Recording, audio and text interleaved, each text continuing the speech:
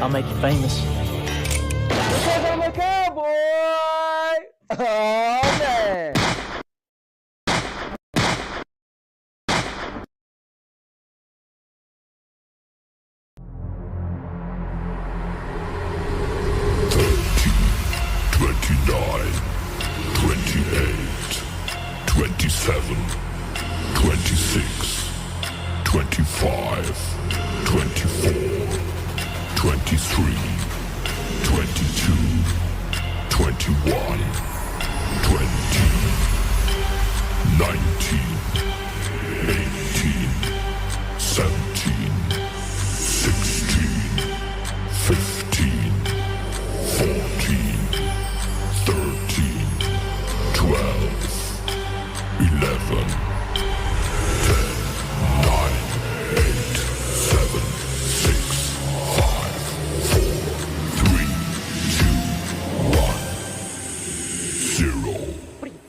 Nuts.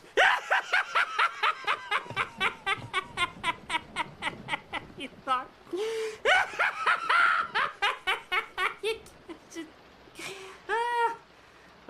And now, your mama knows. Bruce, unleash the baby god dragon!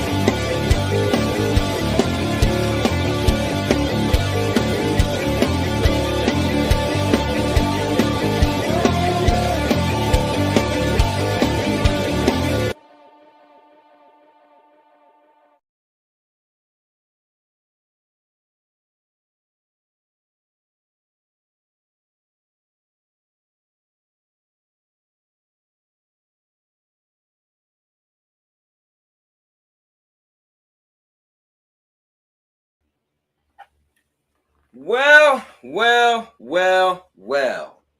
Guys, it's another day,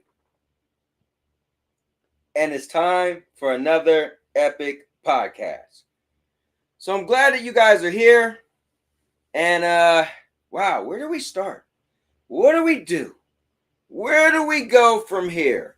Where do we go now? Where do we go now?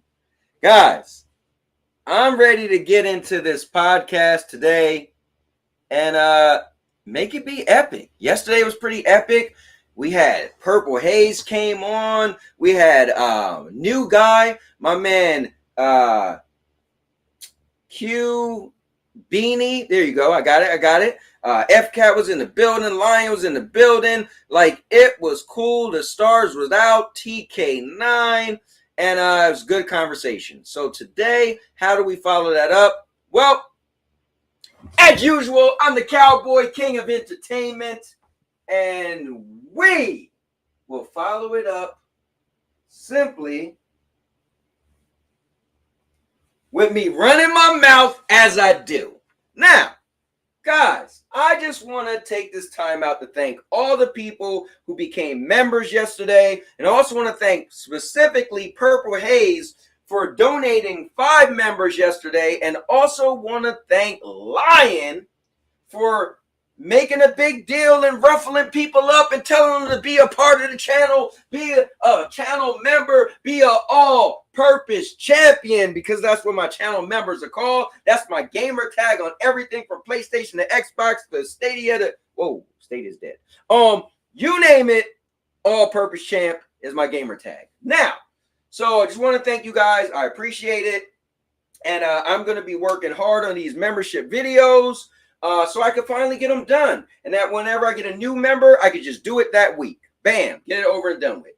And if you don't know what that is, one of the things that I wanted to make my membership special, right? So what I wanted to do was just imagine anybody else membership you ever heard of. We could go with Reforged Gaming, my man Lono. We could go with Doc Dark 1985 as levels this. We could go with TK9 and Nintendo King.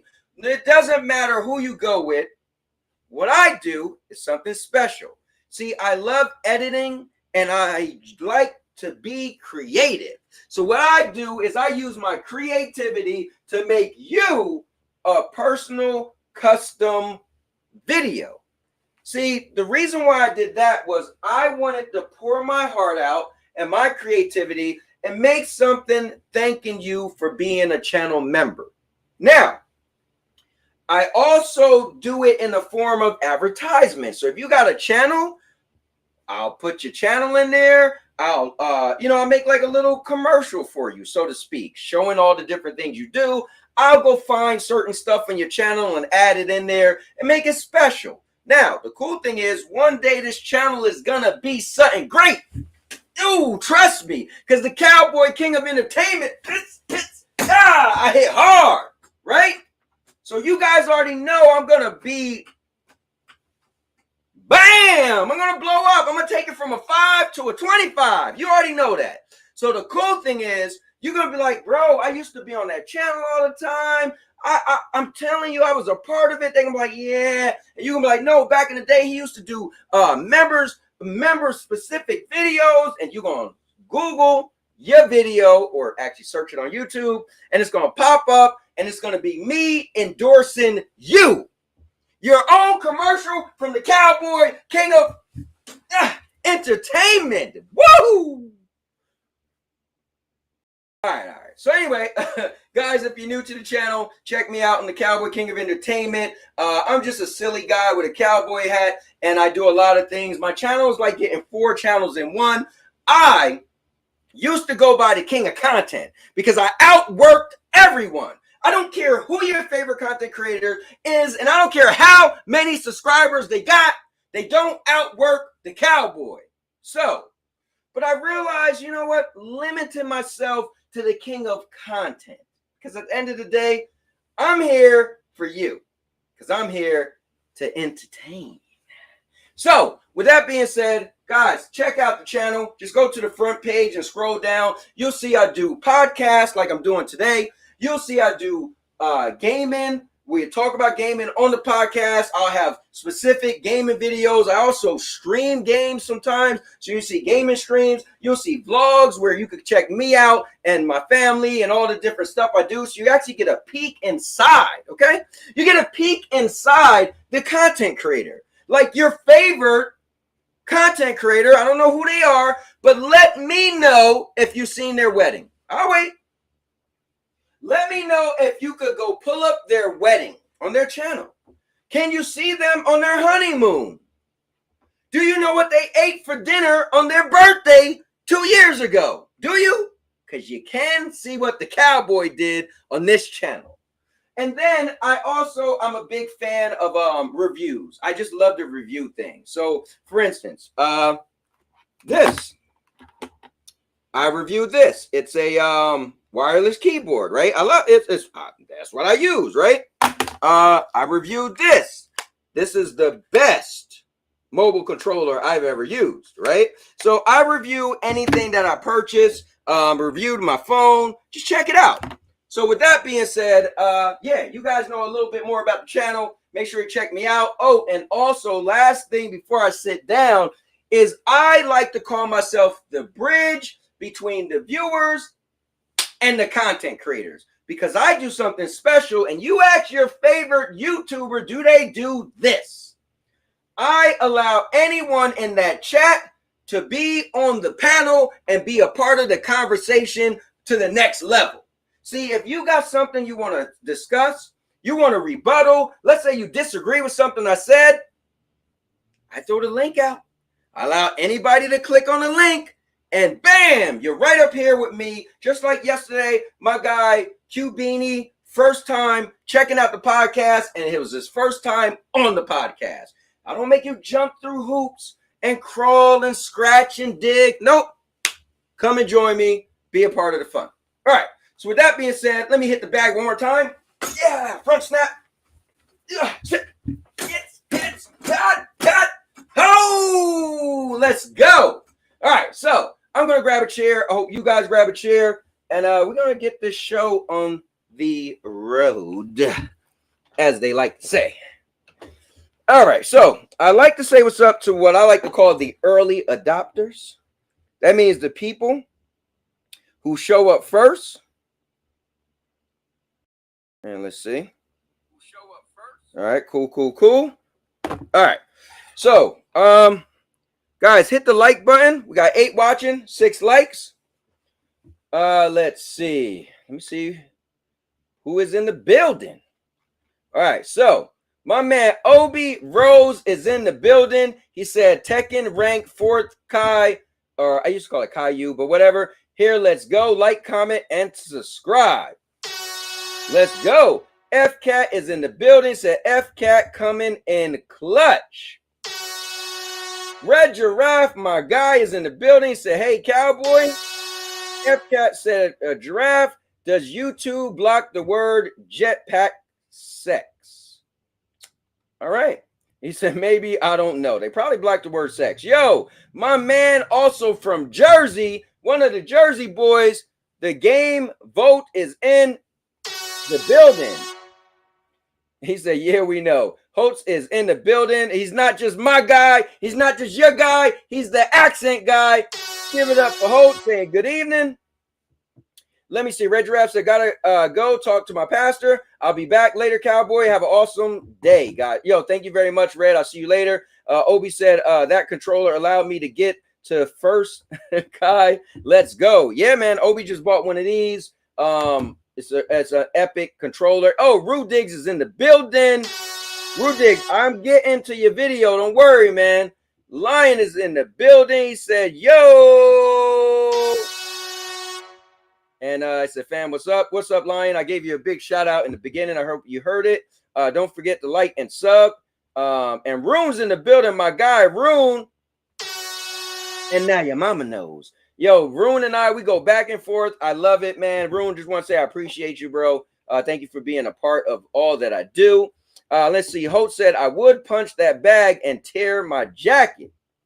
You got to do it smooth, Holtz. It's all in the snap. Hey, listen, Holtz, let me show you, man. See, when you punching, right, people got to realize it's in the snap, meaning the waist. So I'm going to throw a punch. Watch my waist. Waist, you bend my knee. So I'm not going all crazy. I'm not doing a haymaker, right? I'm just simply, yeah, easy. Just twist of the wrist, twist of the waist. So same thing with a kick. I'll do a kick. Oh,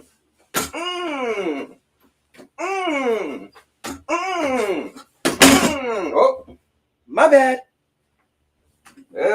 Didn't mean for that to happen. All right, cool. Look, I got it in easy that time. But yeah, it's nothing to it. All right, so let me see. If you are so kind, please purchase a channel membership. It's only $2.99. Guys, I already told you guys the benefits of the channel member. I appreciate it, Lion. Lion is like the Lion. I'm gonna have to give you like a %. Let's get Cowboy 5 memberships today, guys. You know what? Hold on real quick. Let me read this. It's all love. There's no rush. I know you're moving soon. I enjoy the Holtz tribute.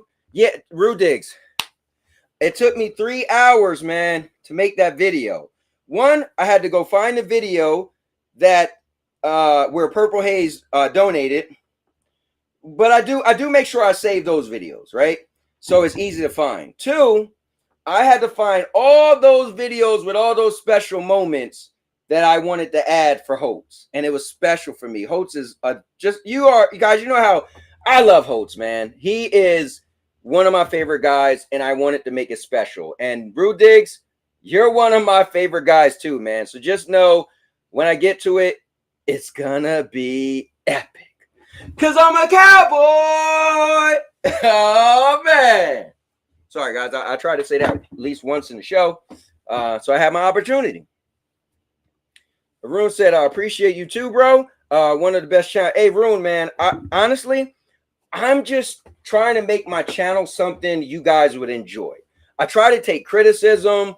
I just try to mold this channel. I still want it to be me, but I want it to be something I feel you guys will enjoy. So, you know me, I love talking about non-gaming stuff, but a lot of times I get sucked into talking about primarily gaming because this is what you guys like. So it's not just my channel, it's like our channel. So it's kind of cool, man.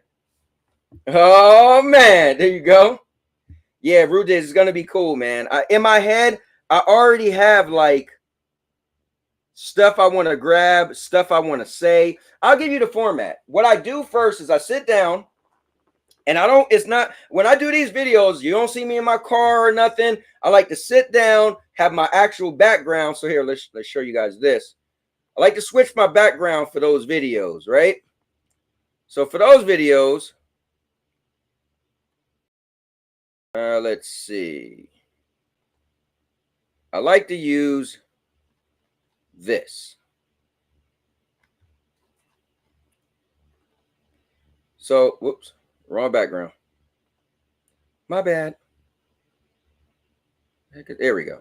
So for those videos, I like to use this, right? You know what? I think I actually like to use this. All right, yeah. So you're going to get this background. And man, I really try to get into it, you know? I really try to do a good job. So what I do is I sit down, I record myself saying all the stuff I say about the person. I do it from the heart. I don't write it down. I just do it from memory and how I'm feeling, right? And now, if you got a bunch of stuff you do, like like Vets, look at Vets. Vets had like 10 things I advertised in his video, right? And that was cool. But that I went and searched myself. Look at Josh's video. I went and searched all this stuff, right? Look at Big Mike's video. I went and researched all this stuff. But my heartfelt moments is just how I feel about the person and just really thanking them, right? And so then after I record that, then it starts. It's work. But then I go dive onto your channel. I go search and look through stuff in your channel. I go search and look through on my channel. And when I say something, the heartfelt, I want to find a specific video to add to that part. And that's why it takes so long. And that's why sometimes I'm like, I don't know if I'm ready to do this. So I put it off because it's a lot of work, but I am going to get to them because this is something I promise. So let's see. The corporate cowboy. So I used to work for a market research company for 20 years, and I used to have to dress up every day, and I couldn't wear jeans. So I'm wearing jeans with this, my blazer. But yeah, I used to dress up and have a dress shirt. So now this is more a little dress down for me. But I love wearing shoes. I wear more shoes than sneakers. But yeah, so every now and then at work, my job now, I can wear whatever I want. But I just personally like to dress up sometimes. So, all right. So I done stole a lot of your time, and let's get into it. So real quick, I know my wife, I think she's about to go to the gym. She just texted me. Let me see. She's going to Zumba. Love you too. All right, cool. Let me see.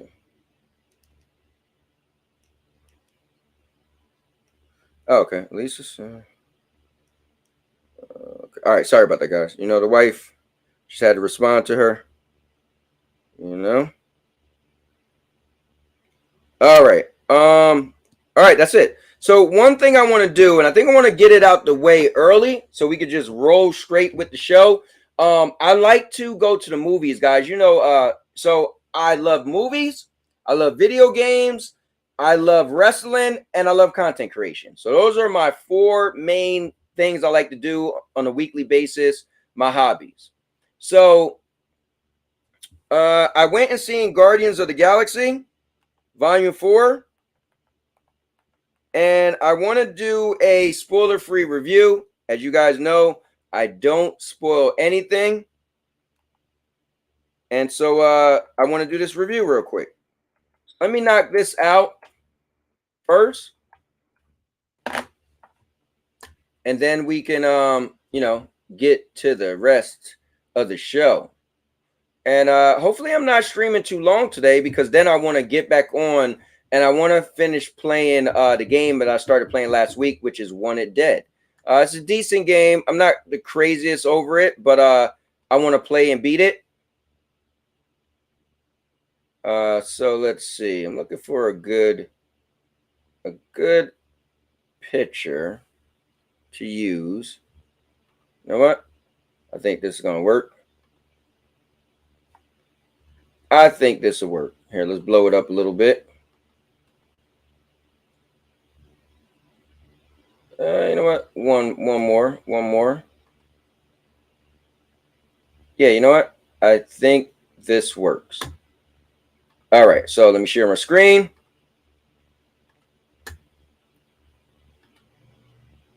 Bam, there we go. And I make myself a little bigger. All right, so I'm going to do this real quick, guys.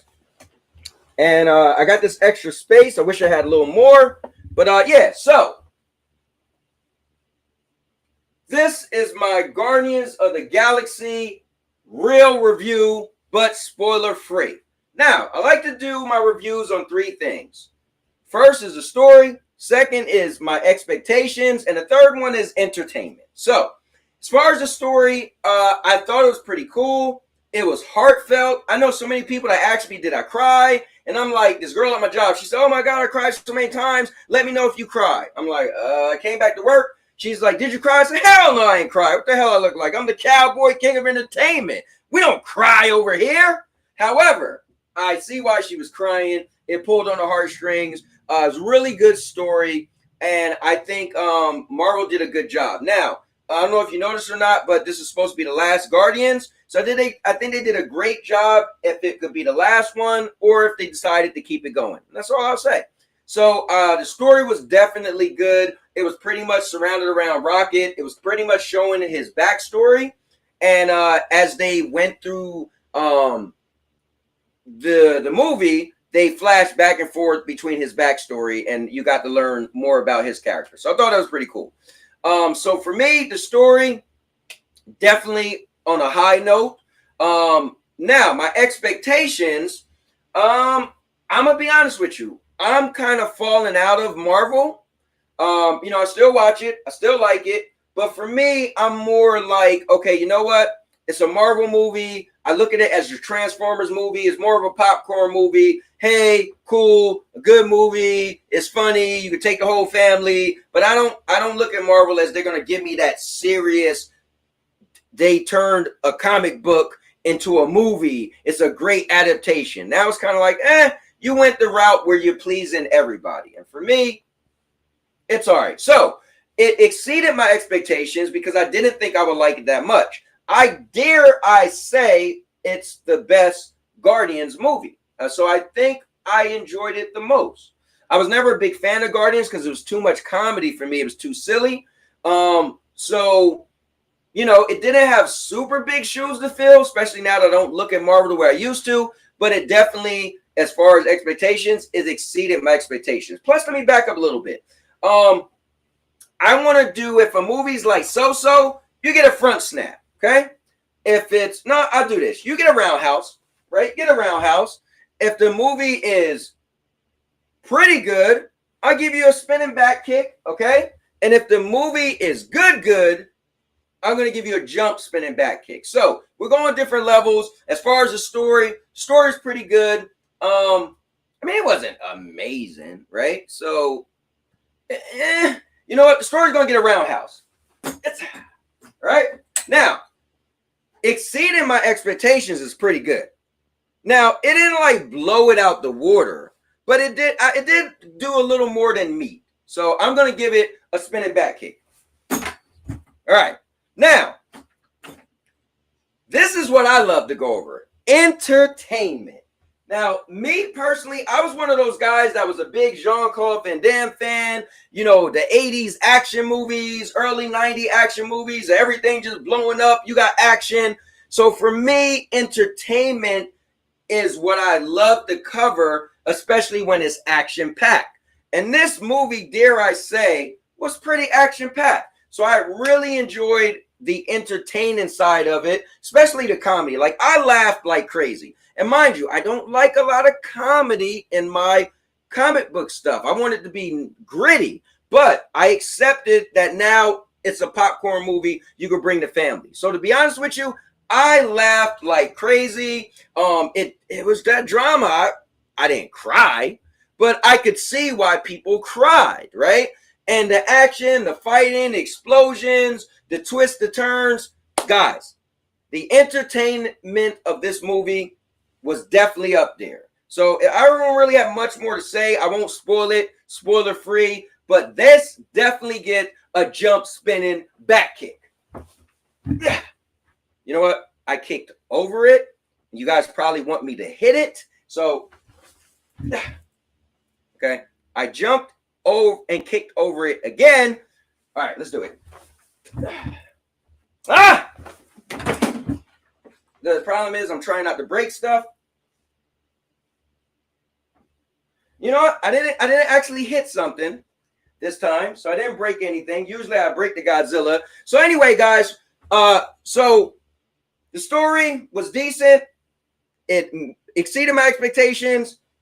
Entertainment was up there. So for me, I'm going to give Guardians of the Galaxy, again, I'm no longer looking at the Marvel movies as they're going to be that great movie. They're just going to be the fun popcorn movie. So with that being said, I give it an 8. Honestly, you can't do any wrong. If you watch part 1, part 2, and volume 3, then you know what you're getting into. You kind of got a familiarity with the characters. It's a good movie. So definitely give this an 8 out of 10. Now, that's pretty much it. So you guys let me know, did you see it? Give me your thoughts. No spoilers. And we can have a little discussion about some movies and stuff if you like. I know Lion is in the building and he sucks as far as giving you advice about movies and telling you what shows to watch. He's terrible at it. So, you know, it is what it is. All right. So my guy Bio's in the bit. Here you go. You should dress up like a cat. Oh, this guy. Bio, this is what I want to know. Can you give me a way to contact you? I want to be able to let you know whenever I'm streaming Wanted Dead.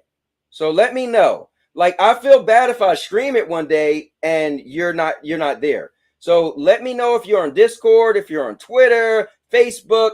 Just let me know how I could find you so I could shoot you the link whenever I'm streaming. Let me see. He is lying. He don't dress up at all. I guess I stole somebody's clothes. Yo, Cube is in the building. Say howdy, Cowboy. I am here, but I'm still driving for another hour, brother. I appreciate you being on the hey, man, listen, bro. I am here for the entertainment. You guys can laugh at me, make jokes at me. I'm here for everybody. And also, I'm getting a little hot with spin kicks and all that. So let's down it a little bit.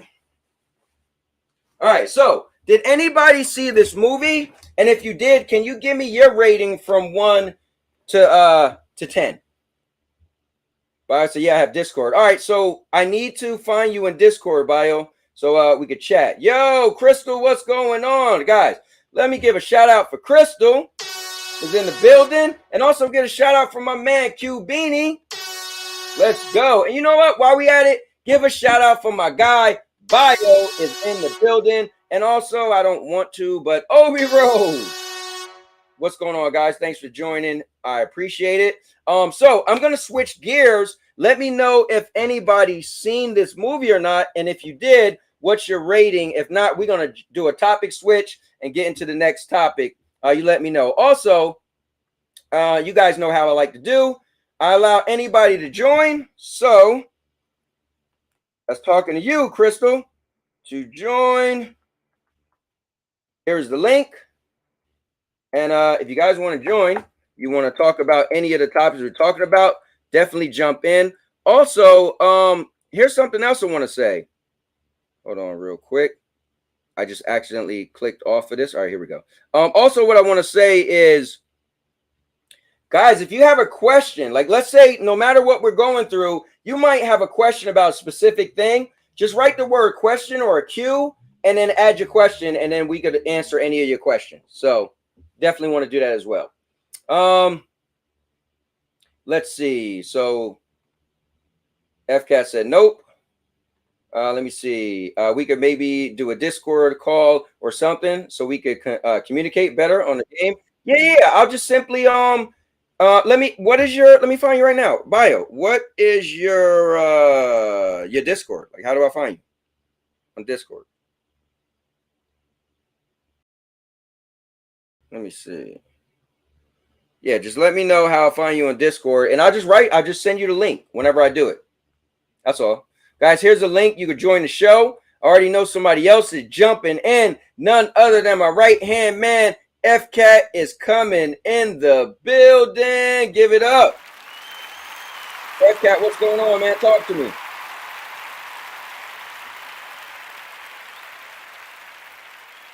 Can I get a FCAT? Oh, you know what's funny? All I got is your screen. So I'm sure FCAT will be jumping in. But with that being said, I am going to we're gonna do a topic switch. If you guys didn't see that movie. Hold up. Best trucking movie. I'm gonna have to say Over the Top. Now, well, I don't really feel like that was a trucking movie. He drove a truck, Big Trouble in Little China. He drove a truck. But really, Over the Top was about arm wrestling. Can I get your ID thing? Yeah. Let me give you that. Actually, what I do is I am going to throw the invite from my Discord, and then you could just click on it and find me like that.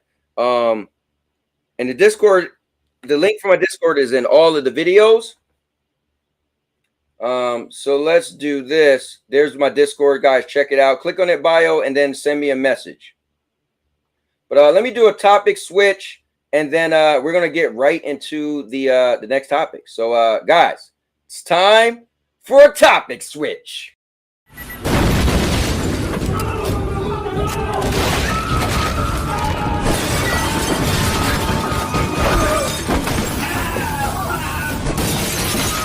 Topic switch.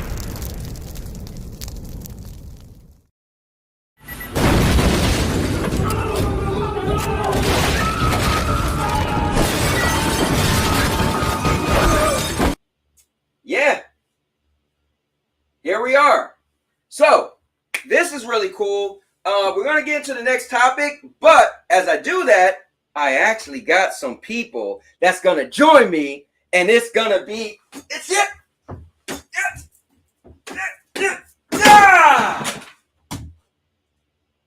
My bad. All right. I think I got to move this thing because I already split it in half. You guys see? It's my Godzilla light. It flashes. Yeah, this thing ain't gonna last. I'm telling you, I just need more space. I need my daughter to come and get more of her stuff, and then I'll have more space. But with that being said, let me bring on none other than my guy. FCAT is coming in the building.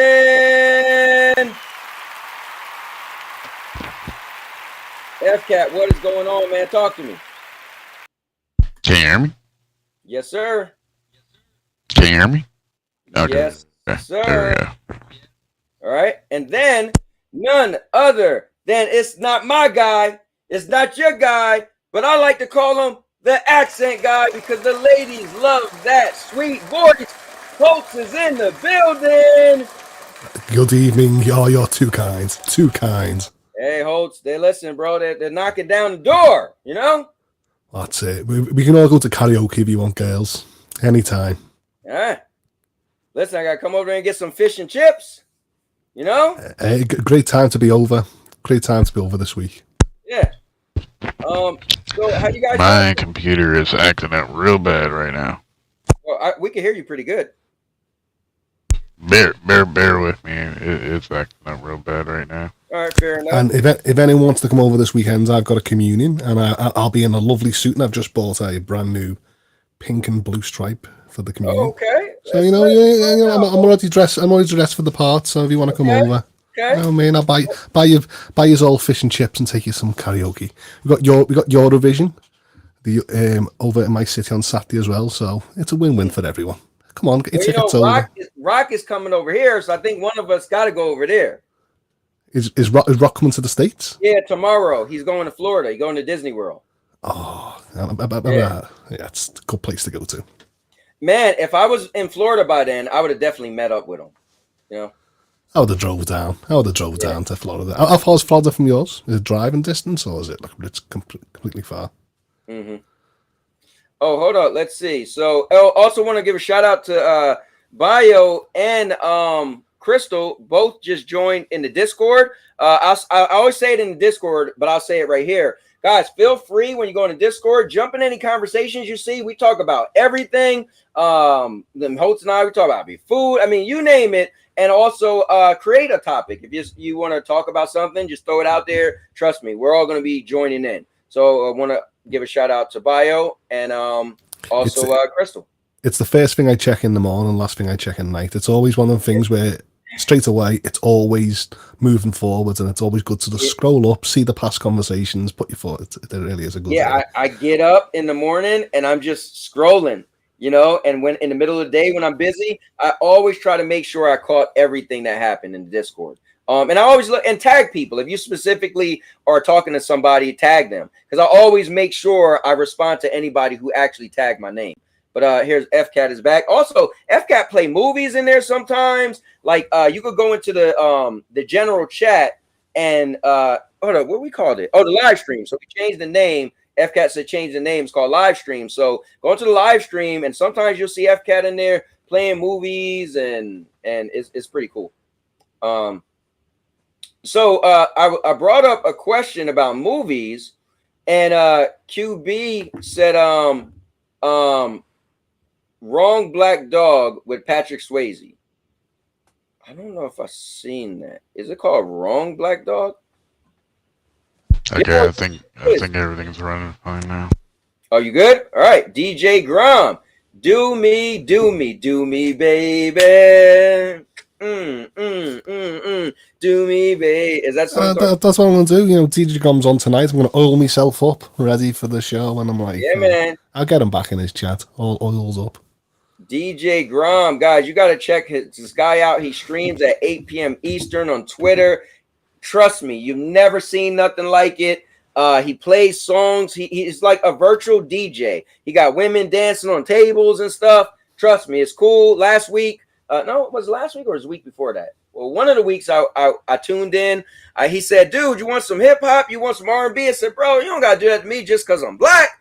I could rock too. You got to play me some Black Velvet and a Little Boy. Listen, that was one of my that's one of my all-time favorite songs. And sure enough, DJ Grom said, I got it. And on the ones and twos, and DJ Grom was playing Black Velvet. Did you just sing in a hairbrush? Were you like Black Velvet, or was it like something else? Funny is my wife said you used to use a hairbrush. I said no, I used to use a broomstick.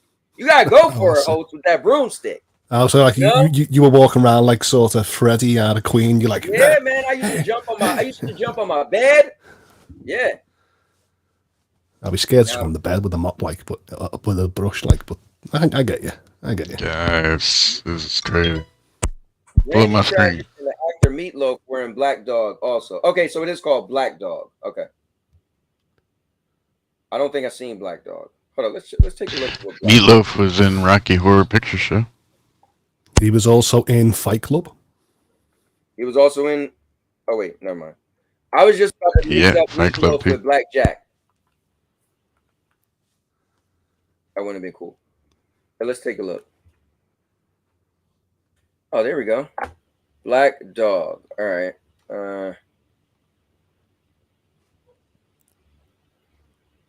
Love a bit of Meatloaf. Not the food. Not the food. The actual singer. Yeah, I'm not a big fan of the food either. All right, guys. This is Black Dog. So look, like you said, a truck movie. Here, I won't play too much. An offer. I got a load I need brought up from Atlanta.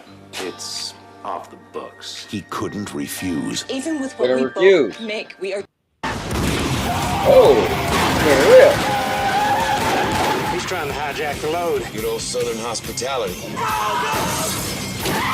You're real. We are shutting Look at the special effects back then. Out for the other guy. Oh.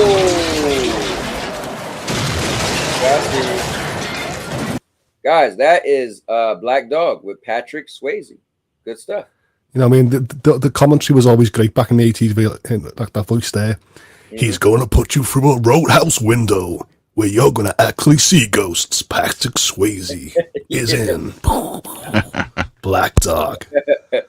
So, guys, want to give a shout out to FCat. To be honest with you, FCat said, "What you doing today?" I said, honestly, I don't even have nothing planned. I said I might just stream the game I was streaming last week, but I thought, you know what? I still want to do the Guardians of the Galaxy review, and I just figured, let me just chat with you guys. So the cool thing is somebody's prepared because FCat got some stuff that we could talk about. So FCat, what are we talking about here? So this one just popped up on Boosteroid. This is a very interesting game. This is an astronaut space zero-G gravity Call of Duty game, kind of like the beginning of the campaign for Call of Duty Ghosts. Mm-hmm. I don't know if you ever played that campaign for Call of Duty Ghosts. I don't know which one that was. It was just called Call of Duty Ghosts. Wasn't the ghost with like sort of the bombing at the start? You sort of came out. Or if you played Infinite Warfare campaign. Yeah, I played Infinite Warfare. This is like a Call of Duty astronaut and space game. Oh, wow. Boosteroid just got it, but we'll get into the news here. Boom. Yeah, sounds cool. Night Dive says Atari is on the rise and wanted to be a part of that. Are we? Can we entertain that Atari can be in the console war again? You said Atari? Atari. Nah, I don't think so. Well, you know what? Not for nothing. If they actually they just bought a studio, so I mean. Yeah, hey. but you said in the console wars. So what are we talking about there? Is there like what is it called? Atari VCS? Is that? Or even the Cloud Wars. How much would you actually need these days to actually get back into a console space? Like, how much would Sega or Atari need to sort of bring? Well, if I was them, and I think K9 said something yesterday, and one of you guys said something too, it was really cool. Honestly, I wouldn't even jump into console wars and try to like compete with the Xbox Series X and the PlayStation 5. I'll lowball it, man.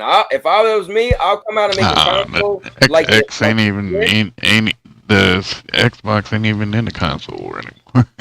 They dropped that. I mean, I said this in chat. I mean, if I was Microsoft, I would actually go for the handheld space. There's so much talk about like the Steam Deck or sort of the Rock Ally. We'll get to that. That the idea is just Microsoft just copy Nintendo and just bring a hybrid console out and just leave it at that. Well, we'll get into that.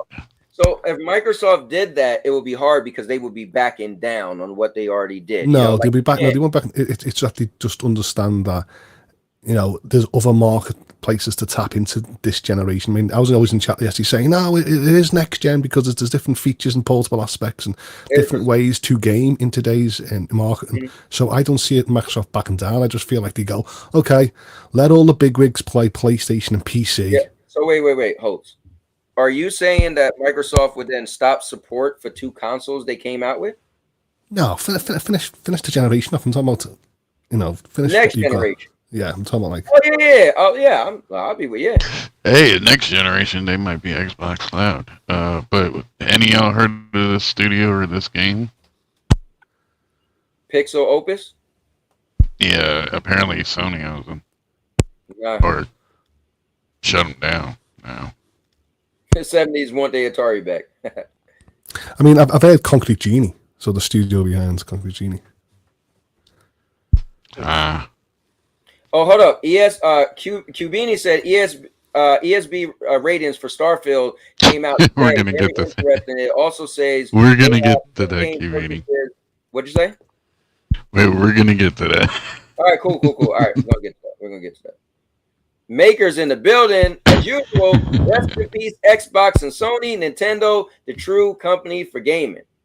I don't know if Atari comes back out with ET, maybe they'll be a powerhouse again. But into handhelds, man, there's a Steam Deck killer phase going on.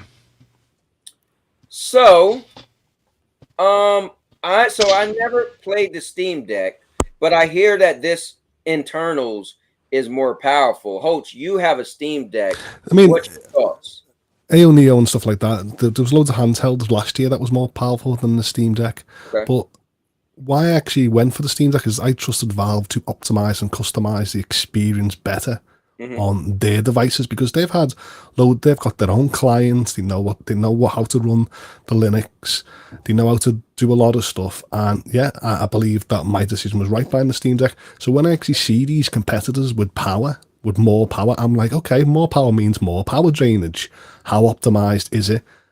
Do I trust Windows 11? Do I trust these third-party companies? I mean, I'm not sitting there saying people like ain't bad people. I'm just trying to say that I feel like these will become very outdated faster than the Steam Deck. So I tell you what.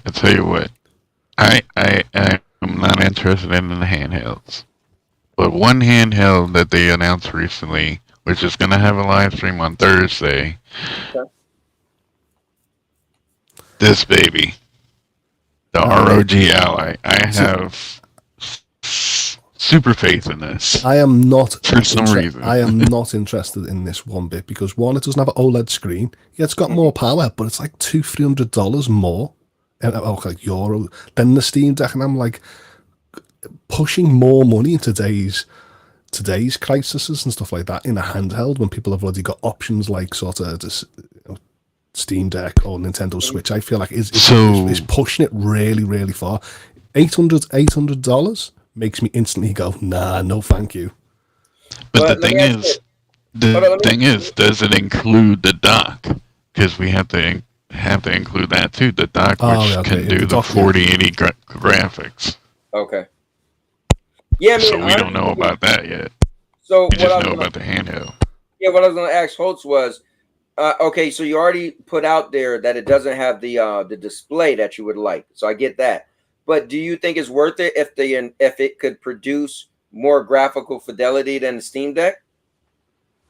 I don't think it's a big jump in graphics to boast about it. But I can definitely see if you were a Windows 11 and you actually want them games that you play, then great. But I've actually seen a lot of handheld games not actually run on Windows 11. So like Battlefield 2042, there's other games that just come to my mind that doesn't work. So in the end, I feel like these devices are not fully optimized. So that's why I trust Steam to keep on pushing their updated list of games. But if you've got money and you've got money and you want all this kind of stuff, then it is for you. But I can see this device dying really fast.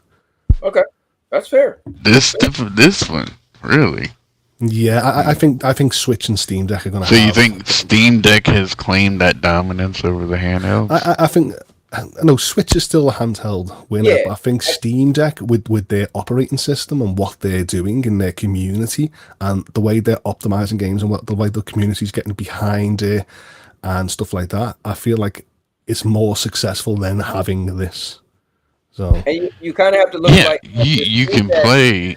So listen, you have to look at it like the Steam Deck would be the PC handheld, and the Switch is Nintendo console handheld. Those are two different markets, you know. So like Maker says, it's Windows, so you can pretty much play anything on it. You're not limited. Mm-hmm. But like I said, Windows 11's got issues as well. That's why a lot of people, when they dual booted on the Steam Deck or they've played it on stuff before, there's issues that you're going to run into all the time.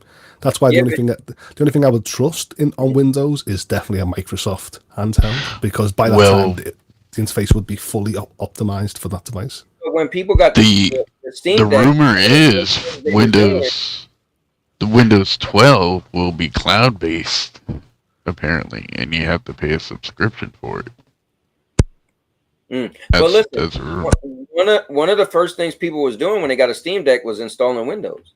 So imagine if you got, so Right. obviously that shows there was a reason that people wanted Windows. So if you got a Yeah, device, because I think what happened was a lot of people was installing Windows because they didn't fully trust at that time the Steam OS, because like the Linux and stuff like that. But then when they seen what Steam was actually doing with the operating system and how like user friendly it is and how it works and runs and that, people started going back to Steam OS.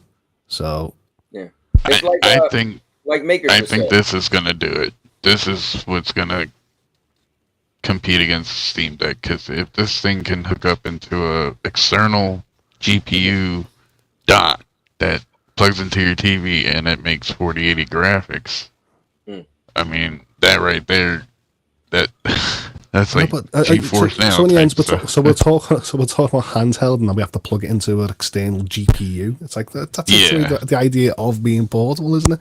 I would just have a PC for that price. But to me, Yeah, it's but like you're not navigating Windows 11 with them sort of analog sticks or dual sticks really scares the hell out of me. Where a Steam Deck has got sort of a touchpad on both sides. It's got back panels and stuff like that. So I feel like that'll be easier to navigate around than this. Of course, I've not seen the Windows 11 interface on it yet, but it has the back Jared, panels. Jared, It the doesn't building. have the mouse thing, the little the mouse. Yeah, the little trackpad. Yeah. Cherryman is in the building. What's up, Cherryman? He said it will be successful. Maker said it took months before Steam Deck got a proper drivers for Windows. Let me see. And the Titanfall Princess is in the building. Okay, yeah, but see, a lot of people are sitting there saying about powerhouses. So in the end, this is going to be the Steam Deck, but there's already a handheld coming out that's going to beat this one. So what one do you wait for? Like even the AO Neon, which is should have been shown before. Do you buy that one? That's a Windows based. There's Android bases. There's loads of. So here's my issue with that, Holtz. This is how I feel with PC, right? So you're like, oh, another one's coming out, another one's coming out. This is why I like consoles, right? You get one console, you know you're gonna have it for about 4 years, and then they're probably gonna make a Pro or a Slim, and you get what you get, and that's it. Now it's like, man, these things are PC based, so everybody's getting in the game. And so it's like, man, it's just too much, because I don't want to be the guy that buy one and a year later they come out with a better one, and then the year later they come out with a better one. But then if I wait for the better one, I just wasted all that time. It's a I mean, I know this thing is going to be pretty expensive. What they said is be like $700-800, something like that, just for the handheld. Yeah, Hope said 800. Oh, that could be $800. Yeah. It's not what's in the state. So I've seen that price range, 7-ish. 8. I think, yeah. But to me, it's like that's why I'd rather have a set. That's why I like consoles, because it's a set hardware, and they can easily configure just for that one set of hardware. Where all these devices, in a few months, can have different chipsets, different CPUs, different alternative GPUs, different, and then in the end, how well are developers going to develop for it? Mm-hmm. And I know there's tools and all that helps these devs, but I just feel like there'll be a little bit more issues. Mm-hmm. Rudik said, I never got excited to play games on a small screen. I much prefer my large screen and great dual sense controller. What was appealing about a Game Boy was the games were made for small screens. That is a good point. I was never into the small screens just because I had to pay for the game twice. Like if you had a Nintendo, then you had to get a Game Boy. Let's say you had Mario on the Nintendo, then you got to pay for Mario on the Nintendo and the Game Boy. And same thing with the PSP, same thing with the Vita, same thing with the only thing that was different was the Sega Nomad and now the Switch. See, So, what I love about the hybrid approach is I love actually taking my Switch on the go or moving around in different positions in the house and not be docked. I mean, I've got multiple docks to the TV, but sometimes there's games like Disguise or Personas and stuff like that I don't want it on a big screen. So I feel like just having it on a little screen, being a little bit more intimate with the device, actually helps you with the game. Here's the thing, though. I think a lot of people. So for me, you guys know I have the Galaxy Fold. This is the third one. Man, this is 7.6 inches. I played and beat Hi-Fi Rush on this. I played so much of Marvel Avengers. I played and beat the last part of Doom Eternal. I don't know about y'all, but I played fast-paced games. I played slow. I played the multiplayer games. So I know some people say a small screen. But if you give me one of those things and it got a screen comparable to this, I'm in. Or I could at least play the game. I'm not saying I'm buying. What OS is on this? This looks like a Stadia handheld right here. But this right here. But y'all seen this today? Microsoft launched some kind of Game Pass referral. You can invite PC friends to try Game Pass.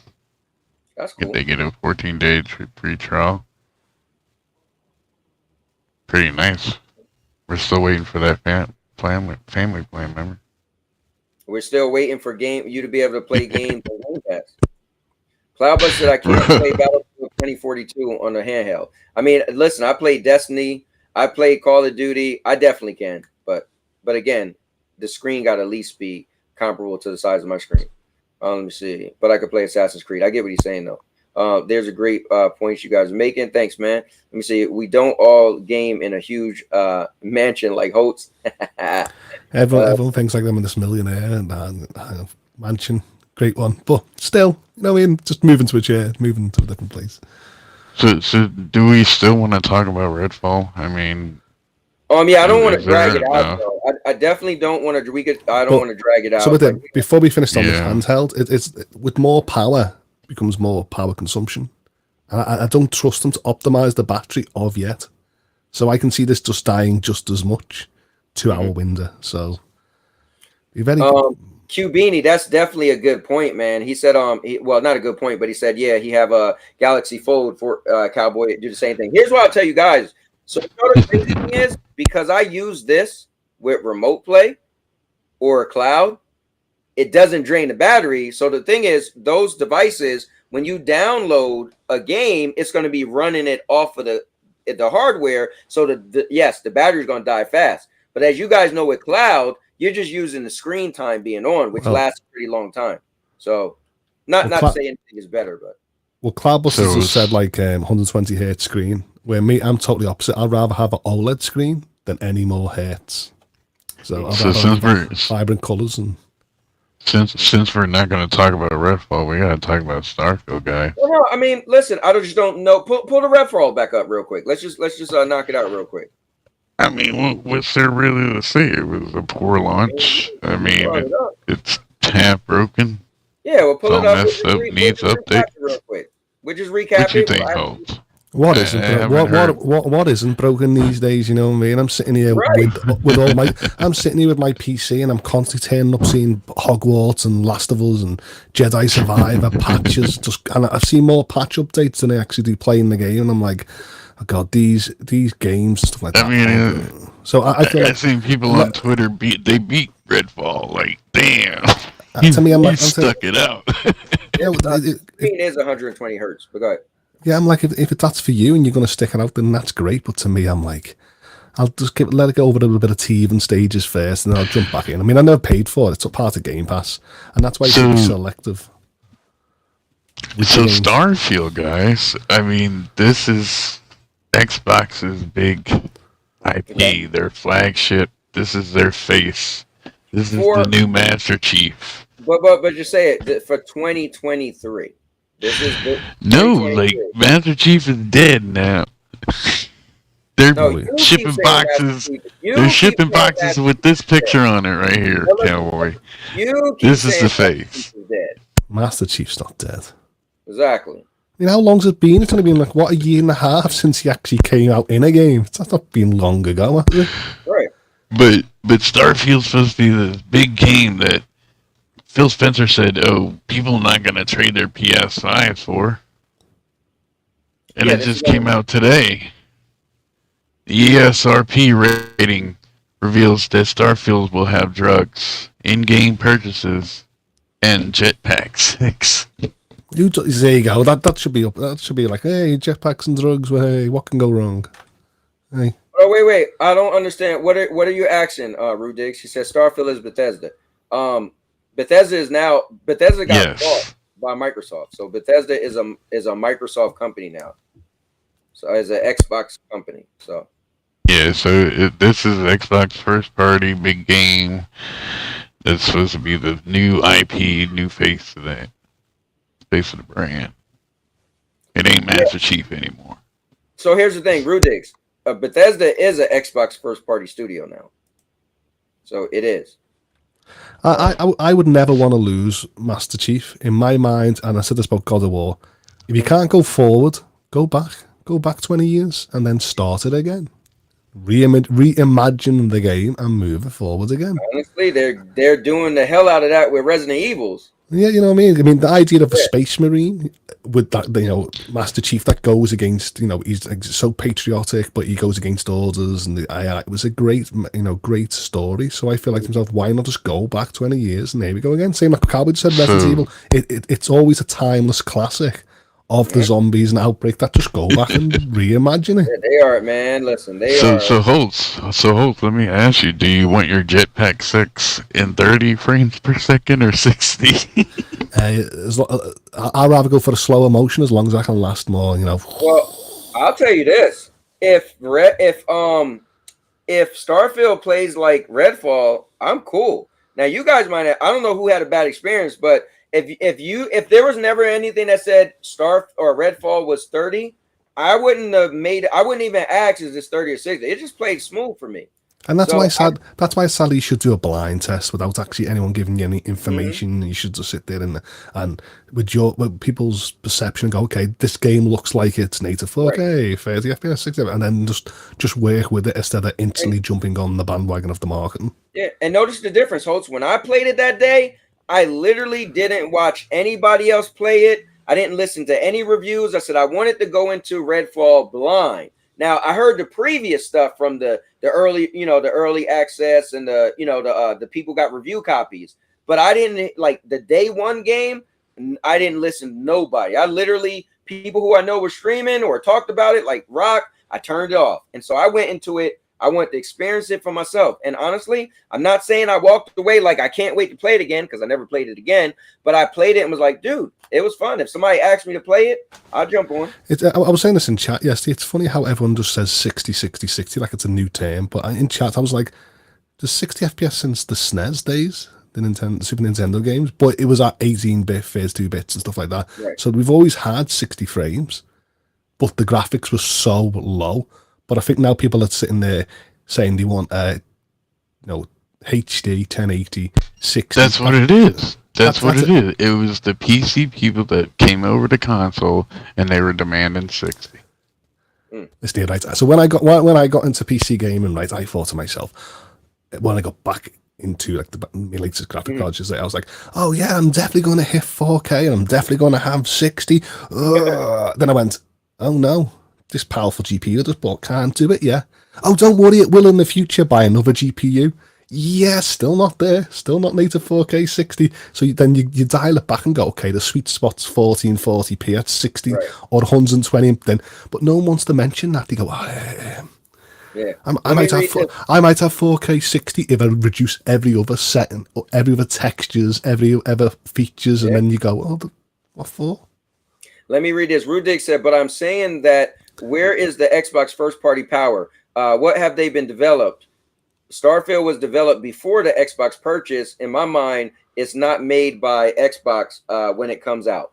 I mean, I hear you on that, but they are purchased by it's Xbox. Not made by Xbox. It's gonna be an Xbox exclusive. Like, it's gonna be. This is I mean, to me, like Xbox umbrella. What 16 months ago? I had Forza Horizon just 5.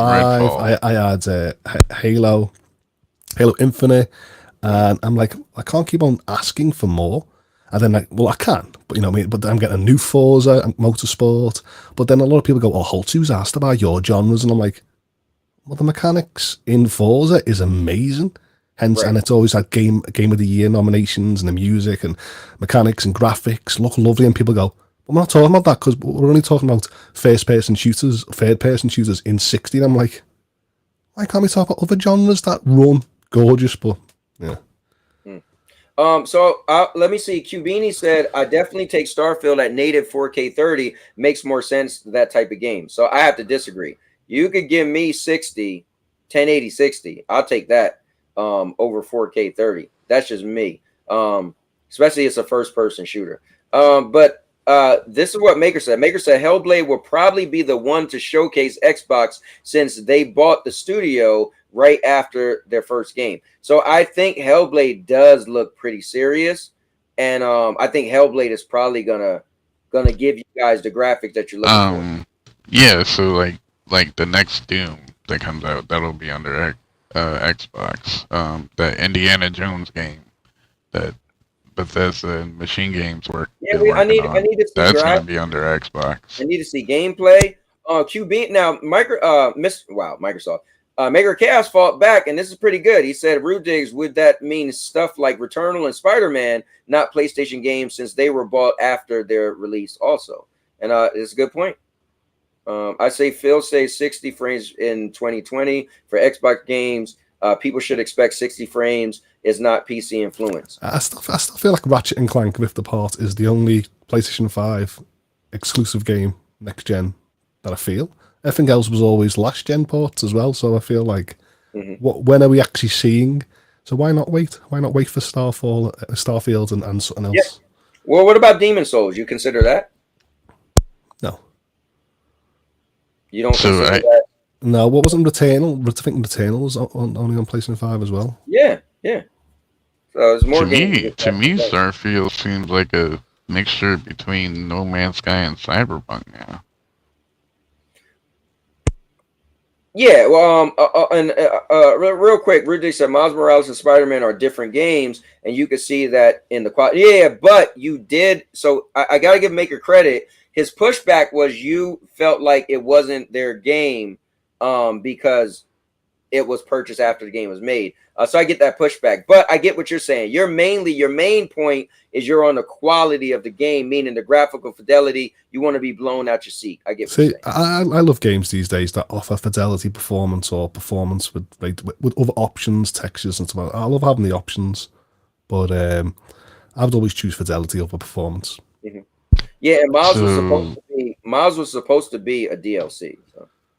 So they're also actually saying microtransactions will be in Starfield. Oh, we don't like that word, right?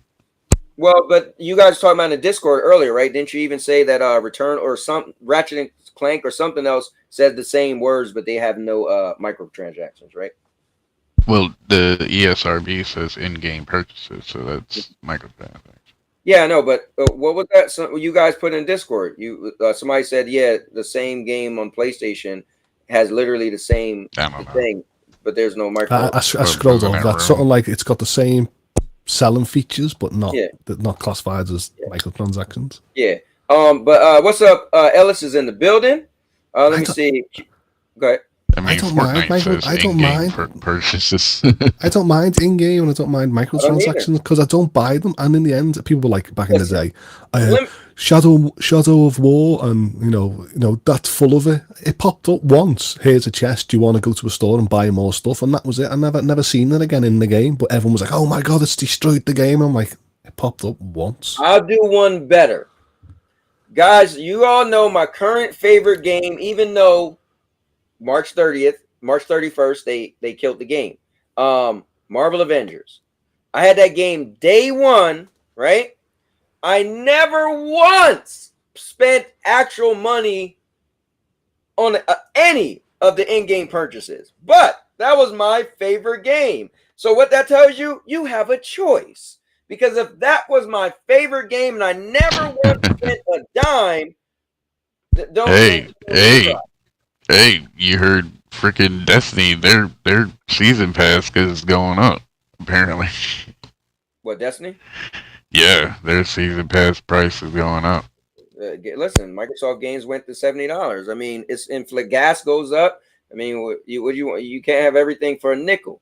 I remember when I was young, we used to get penny candy, 5-cent candy. Yeah, that go for somewhere and find a 10-cent, 5-cent, 1-cent candy. Final shape would probably be like a $50 expansion.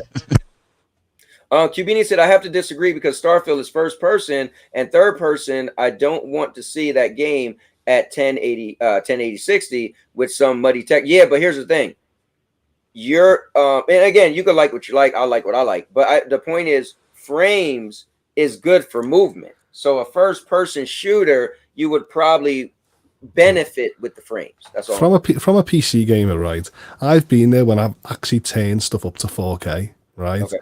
And then at the bottom of the menu, it says, "Do you want to install 4K textures?" Mhm. And I'm like, wait there, all the settings are on 4K. But yeah, sometimes you have to install an additional 4K Right. texture pack, which is probably more RAM consuming than what the game's already installed. And I'm like, oh, I've got a certain texture Right. pack, but they're not the best texture packs. So sometimes it's like, I think Resident Evil Village is sort of in and stuff like that. So it's a very double standard. So just because you've got resolution doesn't mean you got the best textures. So I would Yeah. rather have better textures at 1080, at 60, than ever trying to push a 4K narrative at whatever. Yeah. Holtz.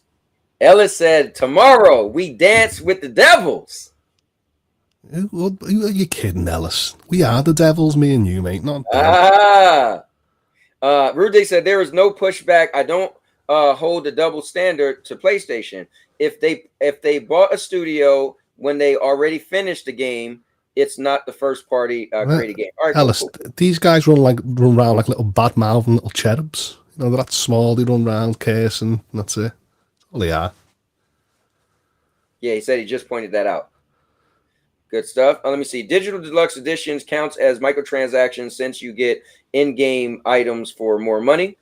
Maker always coming with the hits, man. He said, plus Bethesda offers mods for a price, which also considered microtransactions.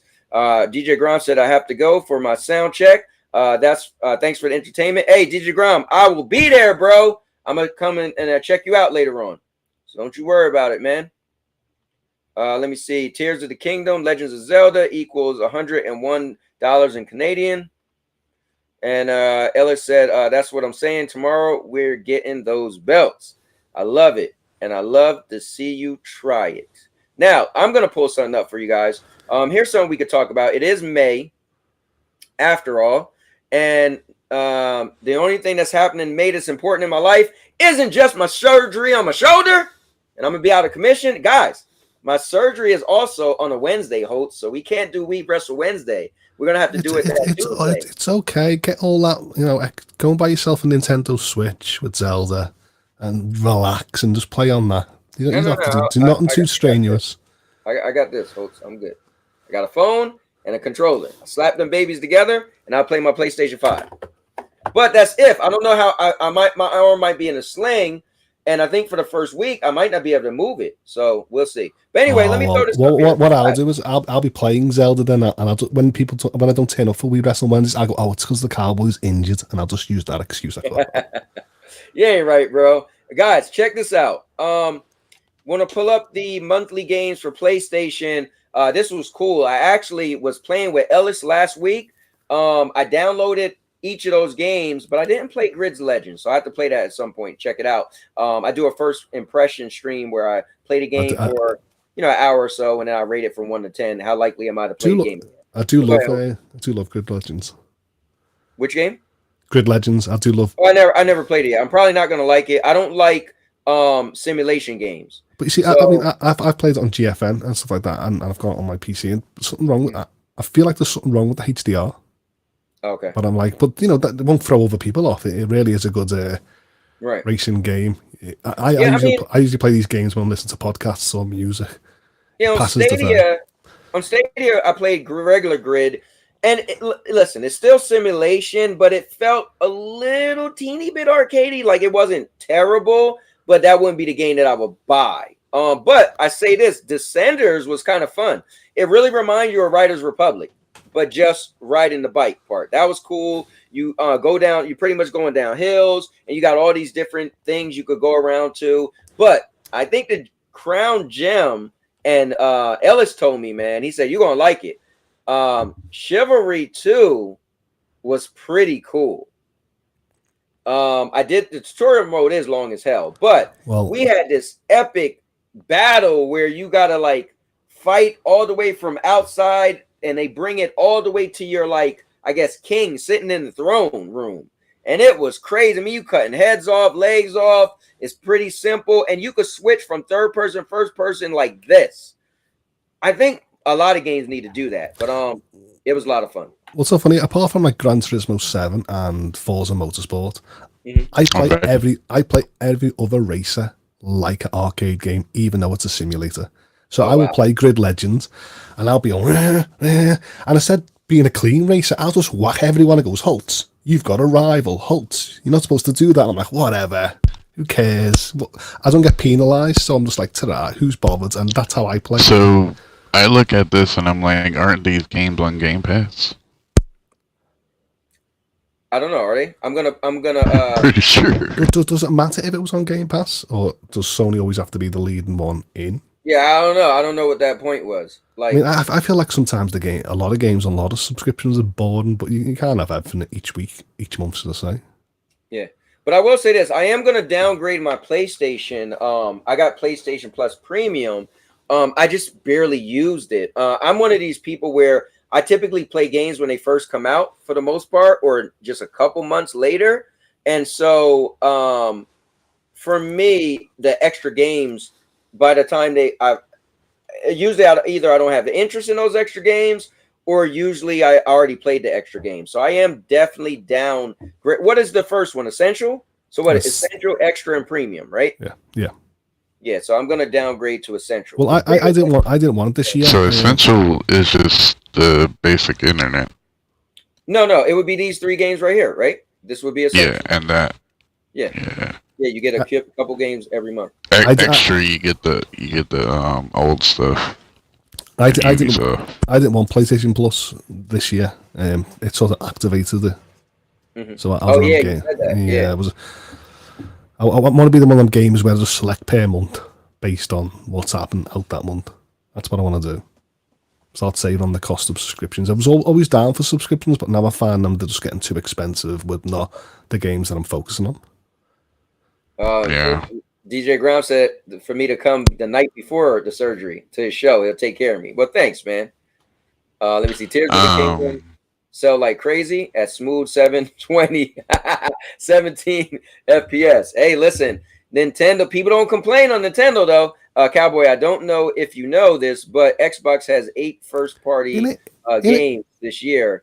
They've already released 4 of them. Isn't it funny, right? For example, you look back at like the best-selling games. So I'm just going to say like Mario Kart. Okay. The latest Mario Kart, and it sells 60 million copies. And then you see like Zelda Breath of the Wild, and it sells like 30 million. And these are games that win Game of the Years, define generations, one of the best rating view games. And no one ever cares about the frame rates. I mean, they insult the frame rates, they insult the graphics, but they don't focus on anything else that defines the game.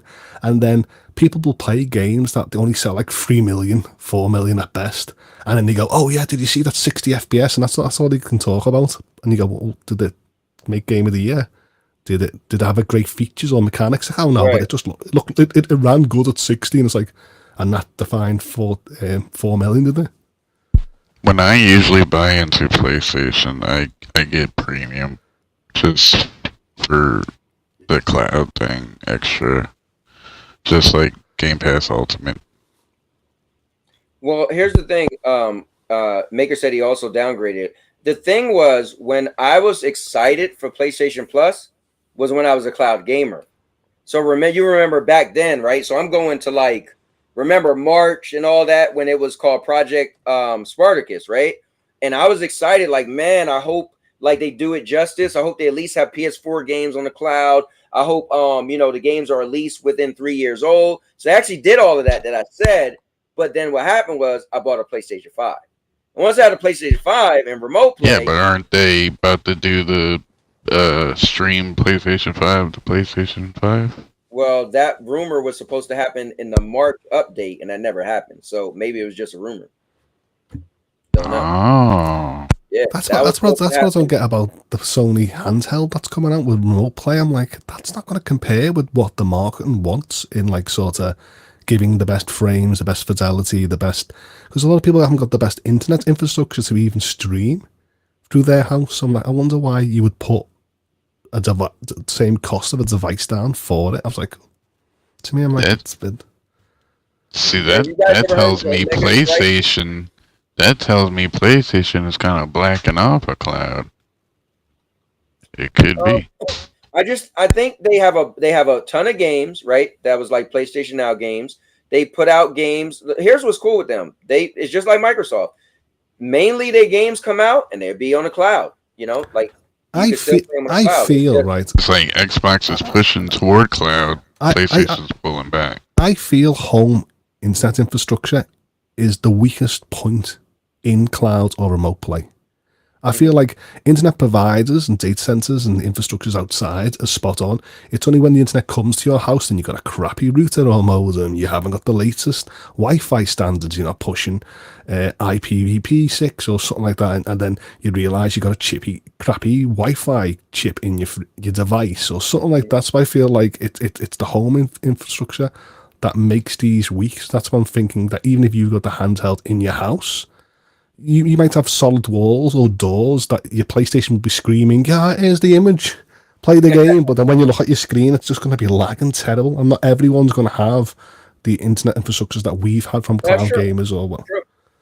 Yeah, because like me, right, I moved, now I got this back room, right? And I was like, man, I wonder how it's going to go because my router's out there, but I pay for top-notch internet, right? So you see me when I play We Wrestle Wednesdays, I'm playing... Most of the times I'm playing on remote play for 5 hours, 6 hours. I'm playing on remote play. But you've got haven't you got 6E? Haven't you got a 6E router? Yeah, I do. Yep. So you got one of the latest standards. Yeah, 6E router, and my laptop is 6 Wi-Fi 6. And then I keep the Ethernet cable plugged in my PlayStation. So like right now when I'm streaming, I don't have my laptop use Wi-Fi. So when you guys see me streaming all this stuff, that's all Wi-Fi, not hardwired at all. I'm doing this Wi-Fi. So I just hardwire my PlayStation. Let me see. Stray was a great game for PS Plus last year. Nothing has been on that level for me yet this year.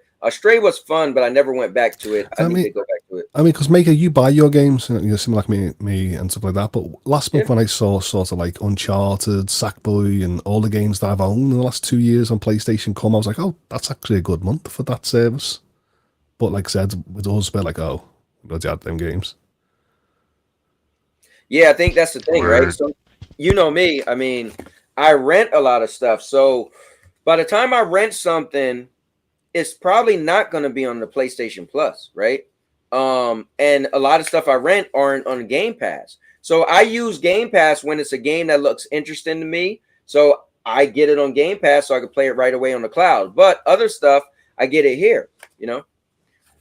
So it's just all about what we use, right? It's our preference, the games we have interest in, and we get them however we can, you know? Oh, but anyway, host, did you play any of these games? You played Grid Legends, right? I love Grid Legends, yeah. Did you play Descenders? Nope. And did you play Chivalry 2? Nope. They're not my type of games. Not my type of games I can relax on. I'm happy for. I've been saying this for years. I'm happy for all if these your genres and these your games that are part of subscription, but I'm like definitely not for me. Not for me, should I say? I've already got Grid Legends on literally 4 other platforms, so it's not a win where I'll install any of these on my PlayStation. Yeah. Oh, let me ask you this, Maker. You're pretty knowledgeable with the stuff. Anybody listening? How do I downgrade my PlayStation membership? It's gonna renew next month. How do I downgrade it? Like somebody told me to cancel it. Yeah, you gotta cancel it. So I know Maker said he did it. Maker, let me know. Is that what I gotta do? Do I cancel it? And then when it ends, then I restart up? Speaking about Wi-Fi, my Wi-Fi is... Yeah, you restart up under Essential. Okay. My mesh modem's getting a bit old, outdated. It's going to come to like the end of its like sort of product cycle. So now I actually bought a 20-meter Cat 8 cable that I'm actually fed underneath the floor. And then I've just, for my other PlayStation, I've just bought another 2 terabytes. So my PlayStation 5 is going to get some loads of love with all the games coming forward because I'm not finishing as fast as I want. And with Final Fantasy 16 and stuff like that coming, I'm sick and tired of removing space. I am excited to play that. I will say that. So with Spider-Man and stuff like that, I've just invested a little bit of love into the.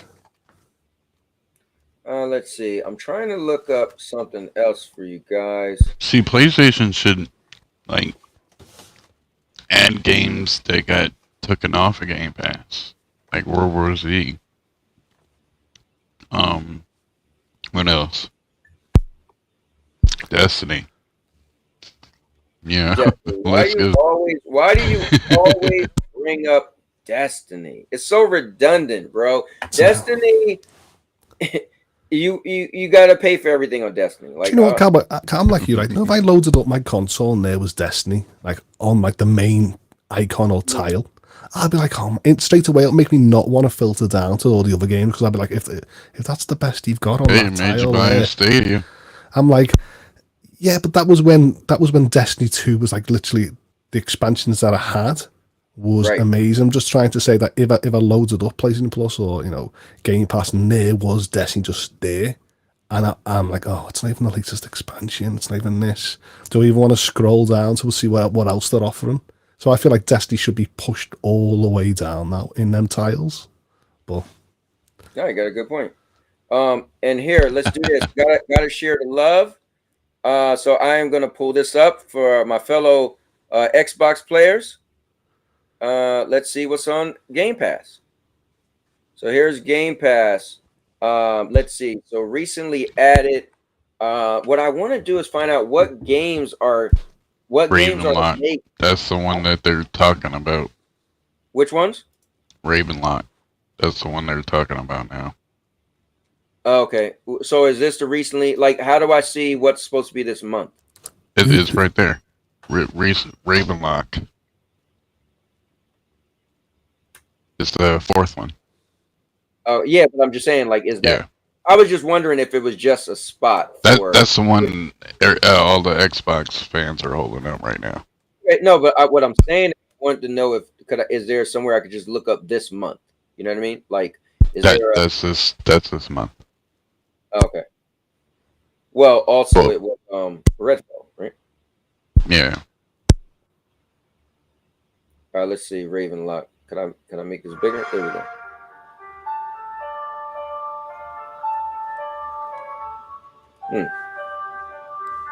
It gave me vibes of what was that Stadia game, host?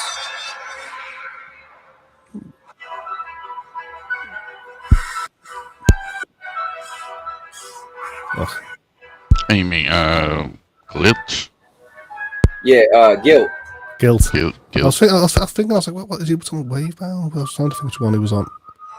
Guilt.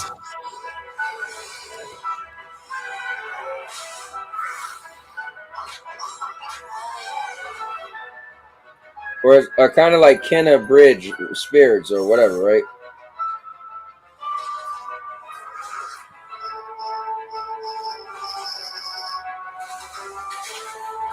That's kind of cool. Okay, she got magic.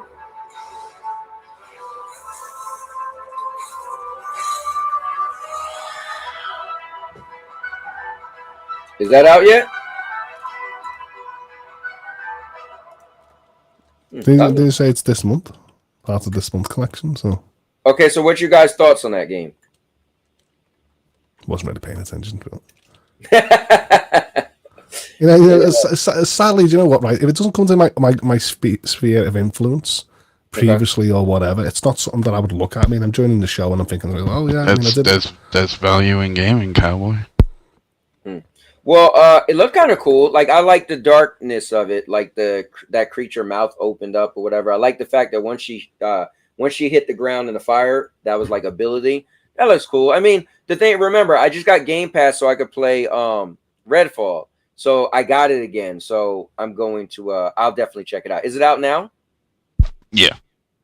Okay. See, I'm spoiled. That's the problem. Is I don't want to look at other stuff neither because, you know, with Zelda coming out so in like 3 days, it's like I don't think I've got time to even look what's in subscriptions. And I agree with you because remember I said last time I wasn't going to get Game Pass again because I got a bad habit of getting Game Pass, and then I'm not playing the games I could be playing that I like to play, right? Mm-hmm. So, but I got it because I wanted to be fair. I wanted to get it and actually play Redfall. So I got it mainly to play Redfall. So for me, my $15 was worth it. I got to play Redfall for 3 hours. It is. Did you ever feel like you felt like the Hi-Fi Rush? Did you feel like you forced yourself to finish it?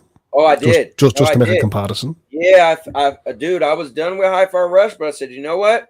I gotta beat it. And the cool thing is playing it on my phone, man. I would sit in the bed and just be like, all right, let me just play it while I'm just relaxing. But so yeah, I definitely 100% forced myself to beat High Five. Nothing against High Five Rush. It just wasn't. It didn't pull me in. I think it's a decent game. But you know, it's just not my game. It's like, I mean, I'm not ripping the look at these games, even if they're indie or whatever. I'm just trying to say that in my idea, it's Zelda and Redfall and stuff. There's games that I would have to prioritize well before I even look at these games. I wonder what type of game actually downloads all these and then plays them. Did he do now a play tests? Did he want these games coming to the service? I'm not dissing the service having it. It's better to have. Hold on, let me give a shout out to Jenna Hayes is in the building. Hold up. Call me Maverick Cowboy all the time. What's going on? Thank you for being in here. And Holtz, Ellis said, put your hands up for that Final Fantasy 16. I'll put my hands up. Keep them up, Keep your hands up. Ooh, ooh. I love Final Fantasy 16. So, what do you think that Stadia Pro was a more valuable or better than Game Pass? Than Game Pass? Hell no. Hey, speaking of Final Fantasy, Cowboy, how come you still never? I mean, it's only one thing I've ever asked of, and I know it's interesting games, but you still never played Final Fantasy 7 Remake. You've always said like you'll jump back in, but you never did. What happened? I will eventually, Holtz. Oh. Eventually. I know Ellis is enjoying it. I'm like, well, I know a lot of people that have seen it. All right, you know what? I'm pretty sure I'm going to like it. I just know it's going to be long, and it's going to take up a lot of time. So here's the thing. I may play it. No, I will definitely play it, but maybe I won't stream the whole thing. Because if I stream it, it's going to take me longer to beat it. But if I just say, okay, I'm going to stream some here and there, then there's going to be moments where I'm just going to be like, all right, I'll tell you guys, I'm married. And sometimes my wife is like, oh, you're streaming on the weekends. But she don't say that if I'm just playing video games. If I'm just like, oh, I'm just playing the game, she's like, okay, cool. She's watching the show. But the moment I turn that streaming on, because remember, I said I won't stream on Friday, Saturday, and Sundays. I only stream Monday, Tuesday, Wednesday, Thursday. This is the deal I made with her. But if she goes out the house, then I stream all I want, right? So that's. I would love one of these days you walk in and there's Sandy actually just playing Final Fantasy 7. She's like, babe, I'm sorry, I played it without you. Like, oh my God. Have you ever done that in like a relationship where one of you has jumped ahead by accident, or do you always keep it like sort of level-headed? No, man. I used to have toxic. My Eric's mom, man, we had to we were so toxic because we were so young when we dated, and it was bad. So I used to just, I don't care. I'm just playing games, whatever. You got to deal with it. Yeah, it was bad. So I learned over a few marriages that, listen, you got to compromise, man. And you got to make her feel special. So you. No, I meant because you both play games. Have you ever been there or TV shows where one of you has jumped ahead of an episode instead of waiting? Oh, no. So, sorry. I mistook the question. No, host, we have a rule. She cannot watch anything without me, and I don't watch nothing without her. That's the rule. Yeah. So yeah, we'll have a host. We'll have some real WWE stuff up in here if I come home and she was watching the show without me. Yeah, we don't do that. Don't do that. Let me say, Ravenlock is a pretty game, but the combat mechanics kind of sucks. It's too easy. Ooh, I like that. Tell me again, it's easy. I just beat it with my girlfriend 2 days ago. Okay, cool. Now you make me want to play it. It's around 4 hours long. Let's go. Hell yeah. Ravenlock is an okay game. It's like a low budget Zelda. Okay. Yeah, low budget Kena. Okay. Well, I love it when people sort of bash the settings, and Cowboy even demonstrated that he was very good at Sekiro Shadows Die Twice. Yeah, I got and it's it demonstrates that you can get better with time. But it's like, who's got, with all these games coming out, I might as well just put it on story mode, and it's got nothing to do with how I'm consuming the game. I just have limited time. I could do Final Fantasy 7 on hard. I can definitely do that because it's my type of mechanics. I never played Kena. Now I know it's on the PlayStation Plus. Maybe I should try it, but I never played it. And I never played. Remember the one game hosts? Oh, GFN got it, and Stadia don't got it. Stadia's over. The Biomutant. And then Biomutant came out and people was crapping on it. I really loved the concept of Biomutant, and I actually bought it. 2-3 hours in, I was like, I'm not really interested in this. I do actually. Oh, he said, "Hope, don't talk about the remake. I'm gonna get forced to play it right now." That now, what Damn. remake are you talking Like about? he needs to finish Final Fantasy VII Remake before. It's like 46 Yeah. days left till Final Fantasy 16. The days are counting down, Ellis. Ellis, come on. I'm I looking thought he forward started. I thought he to. started the prequel. I'm looking forward to Warhammer Bolt Gun. Okay. I didn't like Sifu. It was decent. It just didn't do much for me. I mean, I'm glad I cancelled my Sifu. I'm glad it was something that did interest me, and I think I jumped on the hype train, but then I cancelled it, and then I thought to myself that when I saw people's take on it, I was like, maybe I'll wait a little bit. Mm-hmm. Yeah, Maker said he never got super into it either. Yeah, Maker, the concept and fighting is amazing for indie. Yeah, I mean it was cool, but for some reason it didn't hold me. You know, it just didn't hold me. Let me see. I've never played a Final Fantasy game until I just played Final Fantasy VII Remake, and now I'm day one on. Yeah, 16 looked crazy, man. Like watching the trailer or the all the stuff they showed in 16, I'm like, oh, I need to be a part of it. This is sad that a lot of people actually speak about just graphic fidelity in games, and I'm like, what about the story?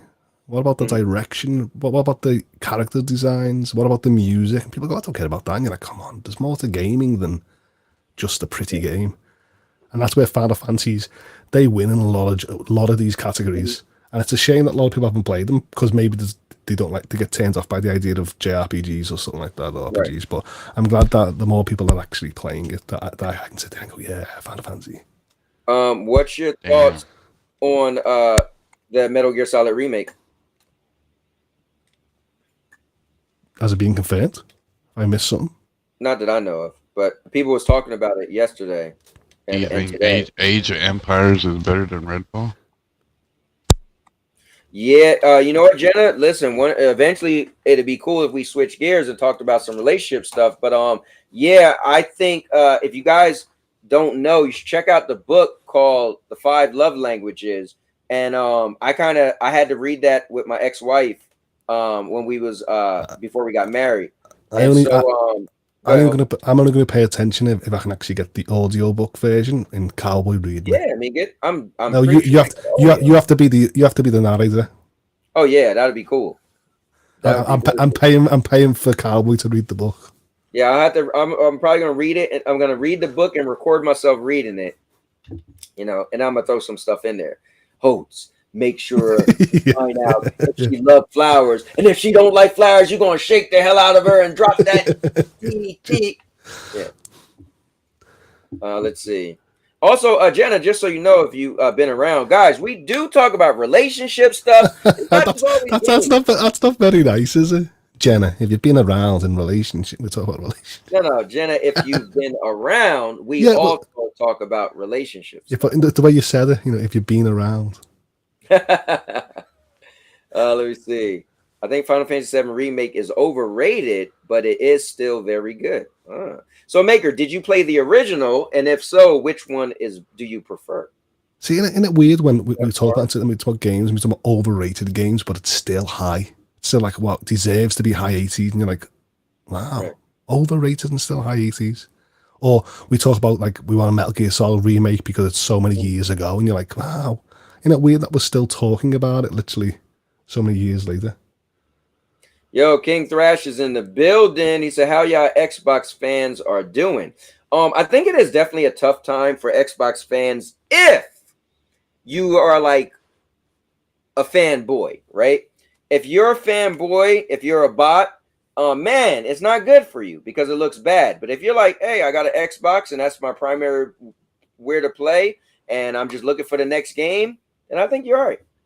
But if you take it serious, yo, what's up, Bulls for Life? Then yeah, it's not. It's still a good time to be an Xbox gamer because people in chat mentioned that a lot of these games were already on Game Pass before PlayStation Plus. So I feel like on some cases, Xbox actually have got better games in their subscription, even if you're not like and you've got like you've got Fortnite and stuff like that on the cloud. So I feel like you've got better options. Mm-hmm. But like I said, that could be if you're not into these other day one games or big games on exclusives like Spider-Man and stuff like that. Yeah, that's true. And Jenna, I got Final Fantasy 16 on what's called Game Lock. So for me, the day it came out, then they're gonna send it to me. So I'll get it a couple days later. And as we've seen, I got a game I put in the mailbox and I got it 4 days later. No. How did I go? Yeah, I got it 4 days after I put it in the mailbox. So yeah, Or did I get it? No, I got it 4 days after they said it was coming. I can't remember. Totally love Final Fantasies.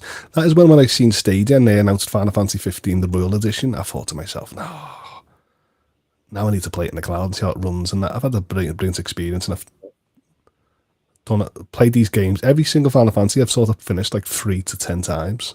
It's just so good games. Oh, host, let me ask you, host, did you play the original Final Fantasy 7? Yeah, I played Final Fantasy in 1997. Okay, so loved it. You prefer the original or the remake? See, the point is that in 97, the 97 OG is always going to be nostalgic. And I loved the time and the mechanics and the features and the music and stuff like that at that time. But the remake has brought it into today's sort of game mechanics, more action-based. It looks more gorgeous now. It's got voice acting. Back in the day, I used to love just reading the text because I never knew anything else. Or the character go or something like that. But now when I actually see voices, I can sort of interact more with the world, and I can see where the directors and the art styles are going more than just using my imagination. So to me, having a up-to-date remake of Final Fantasy is well better than the idea of going back to nostalgia. That's cool. Even though I did have Final Fantasy on every single device, PlayStation 1, 2, 3, 4, 5, Switch, PlayStation Vita, PC, I've always bought that game. But to me, it's like it's time now to move from that and play the remake and go forward, because with the remake and that, there's just more story details and character developments that you never had in OG. So I feel like if you're a Final Fantasy fan, then definitely give the remakes definitely a bit of love. Even if you don't want to pay full price, wait until it's part of subscription or it goes dirt cheap, because they are match-up games. King Thrash in 1997, Final Fantasy VII was more impactful. It changed the game. Final Fantasy VII Remake was a great update. Story less impactful. Okay. Yeah, because you knew the story. That's the problem. But the scenes that had changed in the remake just demonstrates that the directors and the creators and the developers can still actually bring in the Final Fantasy magic into a game that we all know and love. And I feel like that is why I'm looking forward to part 2. I'm looking forward to it's going off the rails and stuff like that. So, did any of you guys play Grounded? I know people were saying Grounded was a good game. I want to play a couple games while I got Game Pass before it ends again. Do you guys got anything you recommend? I'm going to try Grounded. It doesn't really look like my game, but I heard people said it was a decent little game. I'm going to try that other game that FCat mentioned that we just watched a little trailer for. Raven Claw. Yeah, Raven, whatever. Anything you guys could recommend? Hoach, you're like, I have no clue. No, see, when I sit there and say I have no clue, if you look at like the most popular games there, like I don't play Fortnite, but I do play Forza Horizon, I do play Monster Hunter, I do play Battlefield. Well, I've played Battlefield 2042 in the past, but I've got it on I play. They're the games that I would recommend that are currently popular now, but I wouldn't recommend. Yeah, those are the games I already played. Is there a subscription with that Heart game? Wild Hearts. Is that on Game Pass? No, I've got that on the PlayStation. I've got that on the EA Play Pro. Okay. Doesn't Game Pass have a form of EA on it?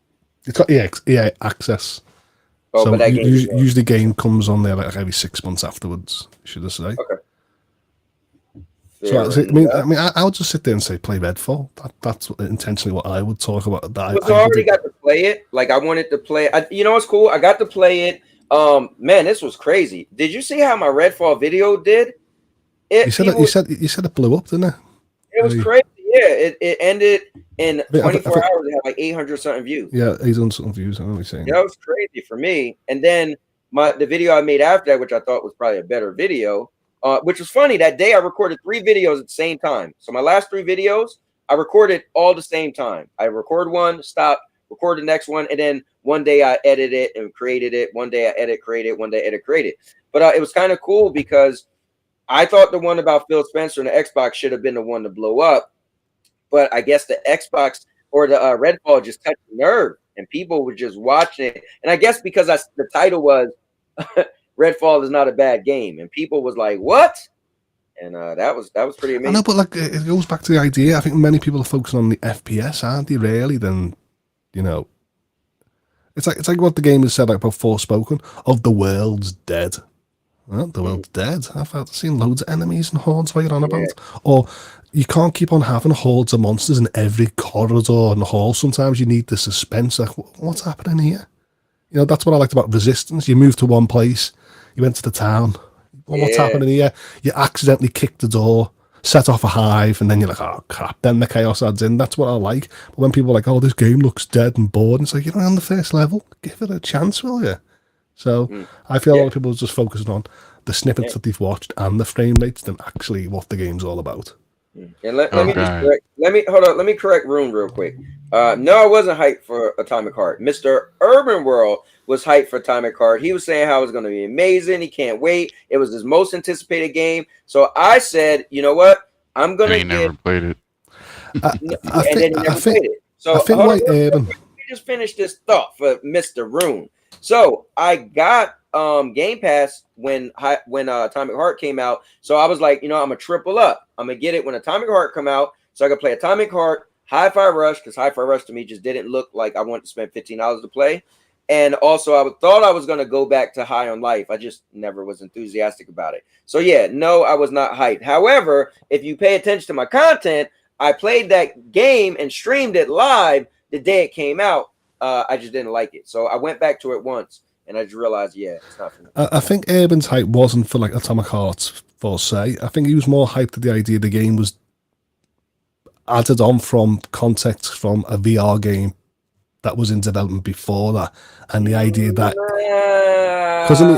because in the end it was from a VR sandbox by the developer, and then they brought it into Atomic Heart. So when he was talking about Atomic Heart, and then I think that what he wanted to do, he had hope that Atomic Heart will come to VR. So when he was actually talking about it, I think he was more on the VR aspect, what the game could potentially be because of where the development's been, than actually playing a campaign. Whenever you hear Urban talk about a campaign of a game, I think he was focusing more on mechanics. I probably got as farther, a little bit farther than Cowboy did it in that campaign.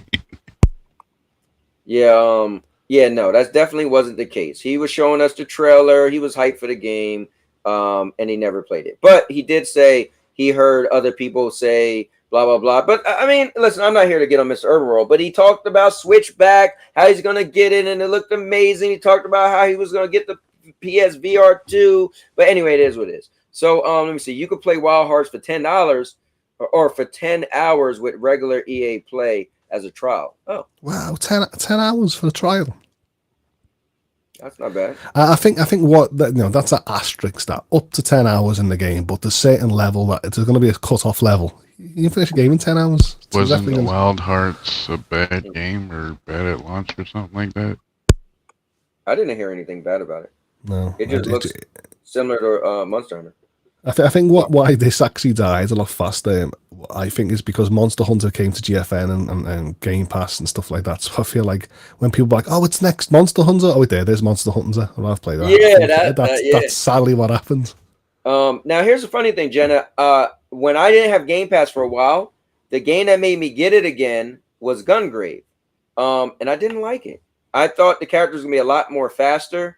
I know they got more characters in the game, but I gave it a good shot. I played it for a while, and I just couldn't stick with it. But and plus, it like you guys talk trash about Redfall, man. Gungrave looked like a PS3 game. I didn't know you played Gungrave. Yeah, I streamed it too. I played it for a while. Yeah, that game's dead. Yeah, Gungrave, dude. Are you talking about Redfall? We need to talk about Gungrave. It felt like a PS3 game. It looked like a PS3 game. Not saying PS3 games was terrible. I mean, hell, that game I'm playing right now, Dead Wanted, looks like a PS3 game, play like a PS3 game.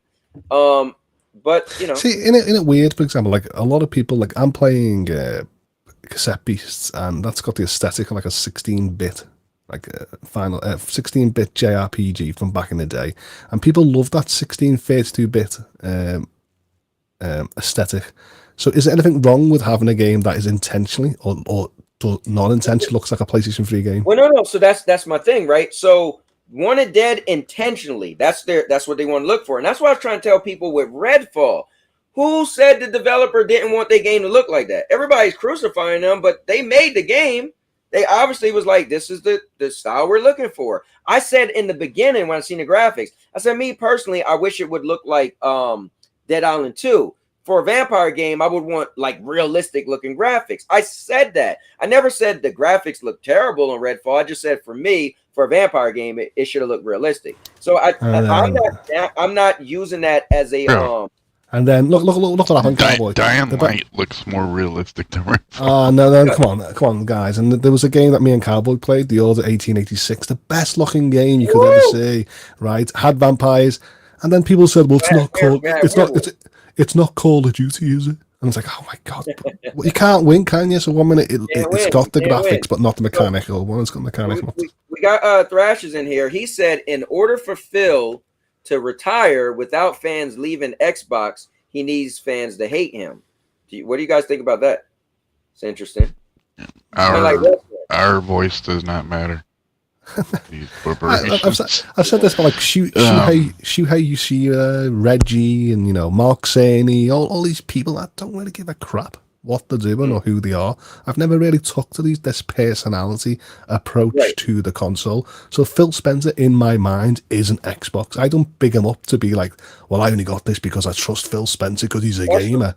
He doesn't play my games. I've never really paid attention to him. So you never seen him online playing with you, right? Yeah, you know what I mean. So to me, I'm like, Shuhei Yoshida never shared a game with me or stuff like that. I'm like, it doesn't bother me who the CEO or who is the face of the marketing brand. To me, I'm like, Xbox will be going on without Phil Spencer in my mind.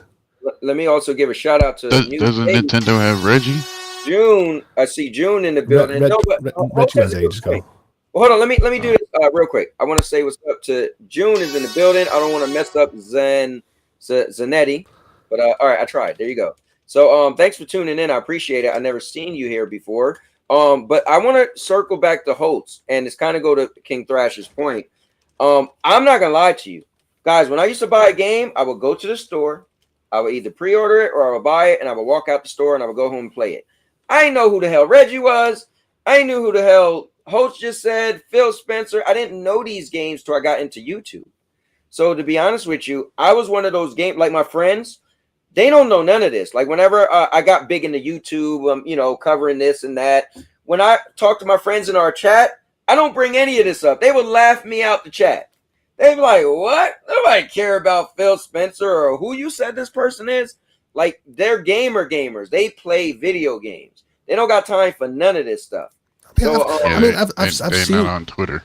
I've seen people very passionate, like on the Nintendo, like, oh, Iwata's what happened to Iwata and all these people, and he was the Nintendo Direct, and he was, and I'm like, if a new person came on and presented the news and went, this is the new trailer, it doesn't bother me. I'm like, I don't care what happens to the other person, sacked, hated, chased out, bought out. I'm like, Now this is the best thing I've heard all week. Ellis said, and hold on, let's just give it. I'm gonna read it first, and then we're gonna give you a shout, Ellis. Ellis said, any game being good, as we know, is objective. We all like different games, as it should be. Just because someone doesn't like what we like doesn't make it a bad game, unless it's a bad game. So give you a shout out, man, because honestly, I don't care how many people laughed at me. Marvel Avengers is my current favorite game, and the game's dead to some people like FCAT. But guess what? I don't care, because if I got off this podcast, guess what I'll be going to play? Marvel Avengers. So y'all can't talk me into the game being bad or dead. You know what I mean? So that's a good point. What's up, Rune is in the building. Jenna said, I think Ninja Gaiden Remastered Collection is on Game Pass. Yeah, but I played all of those games. I played and beat all the Ninja Gaiden games. Trek to Yumi is great. I didn't like it. I mean, that's just me. I played Trek to Yumi when it first came out. But what about Redfall? What annoys me, we just mentioned this then. It annoys me that all these professional reviewers are like, I don't like the game because of 30 FPS. And it's like, Yeah, but a lot of people love 30 FPS because that's all they can have on their devices. Even if it's Cloud Series S or X family devices. And then they go, and I don't like the art style. That's like saying, for example, I don't like Zelda because I don't like the cell shading. That's like, okay, well, that doesn't mean it's a bad game just because you don't like cell shading. Get a grip. Yeah. Well, That's all I've heard about Redfall. All I've heard about is the art style and the 30 FPS. And it's like, well, can't you tell me anything else about the review? And everyone's like, no, that's all I can hate. hold on, let me ask real quick. What's Omega Strikers? What is it on? Ellis brought this up second time. Huh? I have no idea. Host, wait. As far as hold on, host. Do you know what Omega I have Strikers no is? idea. Nope. No, I asked host, not you. Nope. You already said you don't know. Nope. I want to know if host. No host. No, no? It hasn't come to my mind of what a Mega Strikers is. All right. No, I'm just curious because it's a made-up game. Was that the top answer? The thing about the Phil Spencer thing, I wanted to ask y'all. I thought of this question earlier. You think that gave the okay for Nintendo to come out with a beefy console? I think and maybe Nintendo be like, listen here, right? Hey, we can step into the console race because Xbox just drew in a towel. I know people sit there and say like Nintendo fanboy and all that, but Nintendo was smart to move away. Yep. Because in the end, they were left in third place because what Xbox and Sony was doing, they were dominating the market. They were running with this narrative, teraflops, and graphic fidelity and all that. And then in the end, it hurt Xbox in the long run. And now it's like, Xbox, you take your own medicine, what you just done. So in the end, I wouldn't want Nintendo to come into this space again to try and rival these marketing terms, because in the end, it'll only do damage to them. Nintendo should just sit back and go, we're making money doing our own thing. We're happy, and the consumers that are buying these great games and the attachment rate's amazing are happy with just having 1080. If we knock it up a little bit, 1440p, that's all that matters. We know that's what the devices, the displays they've got, and that can do that for another 5 years. Don't try and push this 4K 60 narrative, because all it's going to do is hurt. No, I agree. I want to listen. I don't even have to say nothing. Holt said every single thing I wanted to say. There's nothing else. I second Holtz to the 8,000 power. Everything he said, that's perfect. You can't say anything better than that. I want to say, would buy it. You would buy it though, right? No, I wouldn't. Purple Haze is in the building. The reason why I wouldn't is Nintendo would have to show me that they get third-party support. I'm gonna tell you this. I like to pretty much. I want everything on one thing.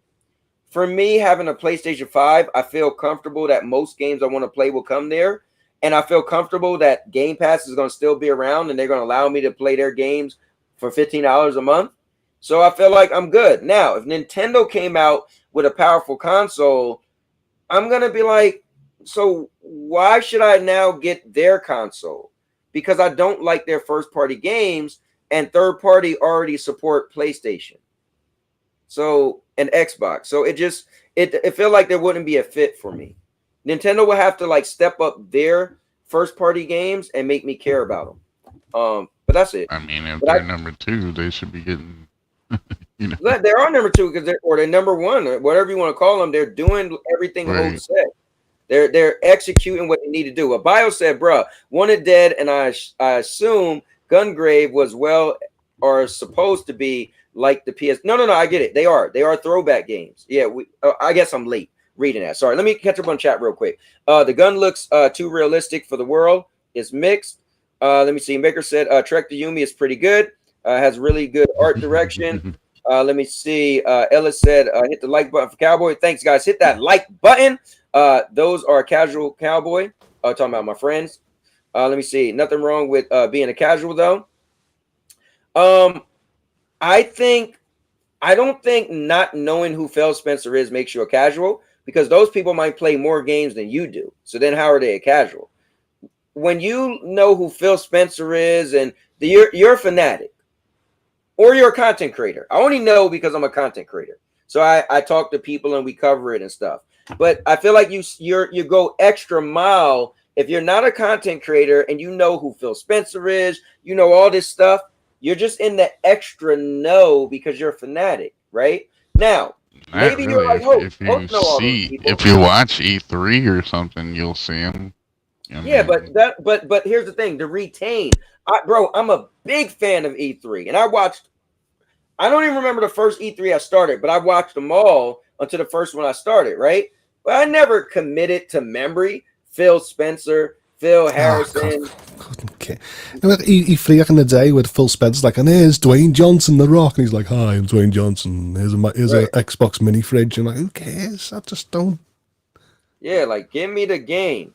But let me read this. Cowboy, I got your experience. My friends play what they play and they don't care. This has been my first experience in trying to be on top of new games and trends. Yeah. So you're literally going to play games based off of what you like, though, right? You're going to see a trailer and you're going to say, you know what? That's like Final Fantasy 16 looks good. Zelda, Wake of the Tear, whatever the hell it's called, looks good. I want to play it. I want to get on top of gaming and get on top of the trends. But there's going to be a game that come out like maybe Redfall. You can be like, yeah, it's your individual interest. You know. Let me see. Microsoft should hire Reggie. See, I don't even know who the hell Reggie is. I know he was what a Nintendo dude, right? yeah, Now he used watching to you be. play Mad Streets was worse, Cowboy. Hey, listen, I tell you this. I was a Stadia guy, and I played what I had. You know what I'm saying? So at the end of the day, that's what they gave me. That's what I played. But that's also a reason why I stepped away.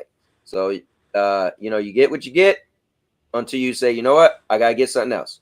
Let me see. Rest in peace, Stadia. Let me see. From Redfall, Holtz ain't paying attention. I constantly see poses broken. Oh, he's rapping now and glitches, and I that's mean, what breaks. I respect Ludwig's take. I mean, I've not seen him play Redfall in a sense because of the time difference. I mean, totally respect Mhm. his. If he access says there's glitches in there, there's glitches in there, but glitches are very specific to day one, aren't they?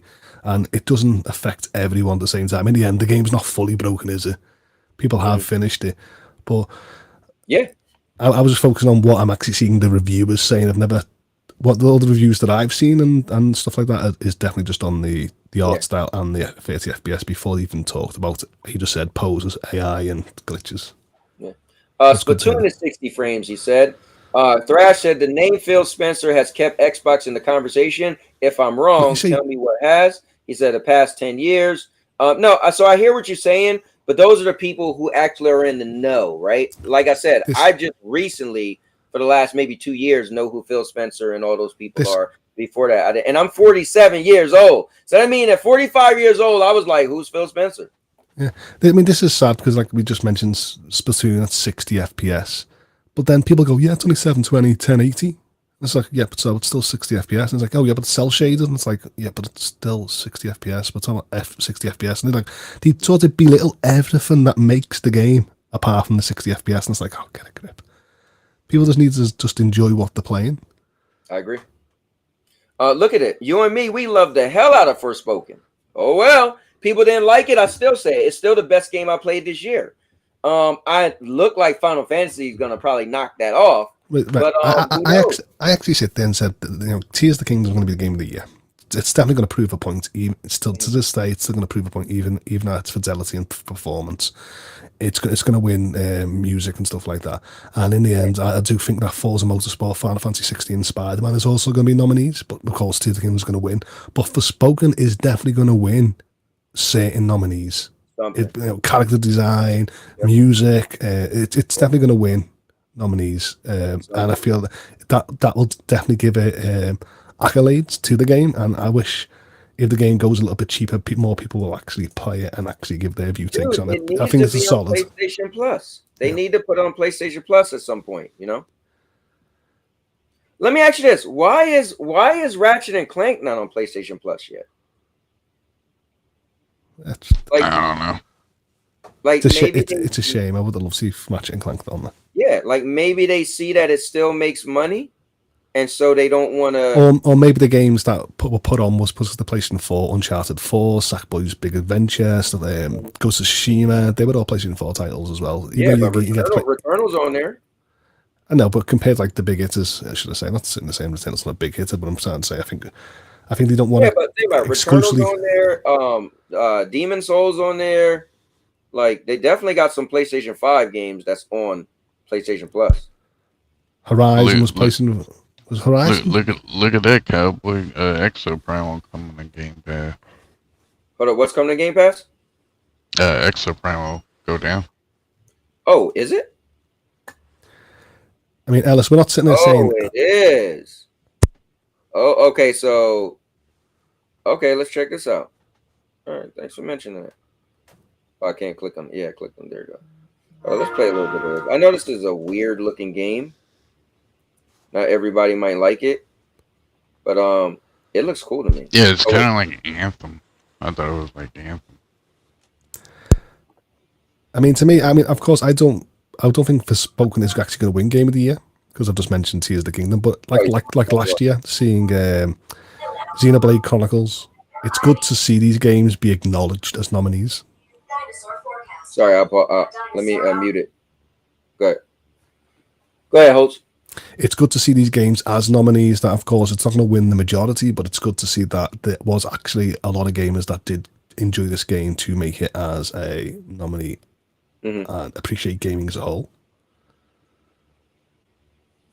Yeah, I mean, that's cool, man. I love Game of the Year. It's just fun. It's just fun in the video games. It's like if me and my friends sat down and came up with our own little who's going to win what in this category. So it's just cool to watch the industry come up with their own little thing.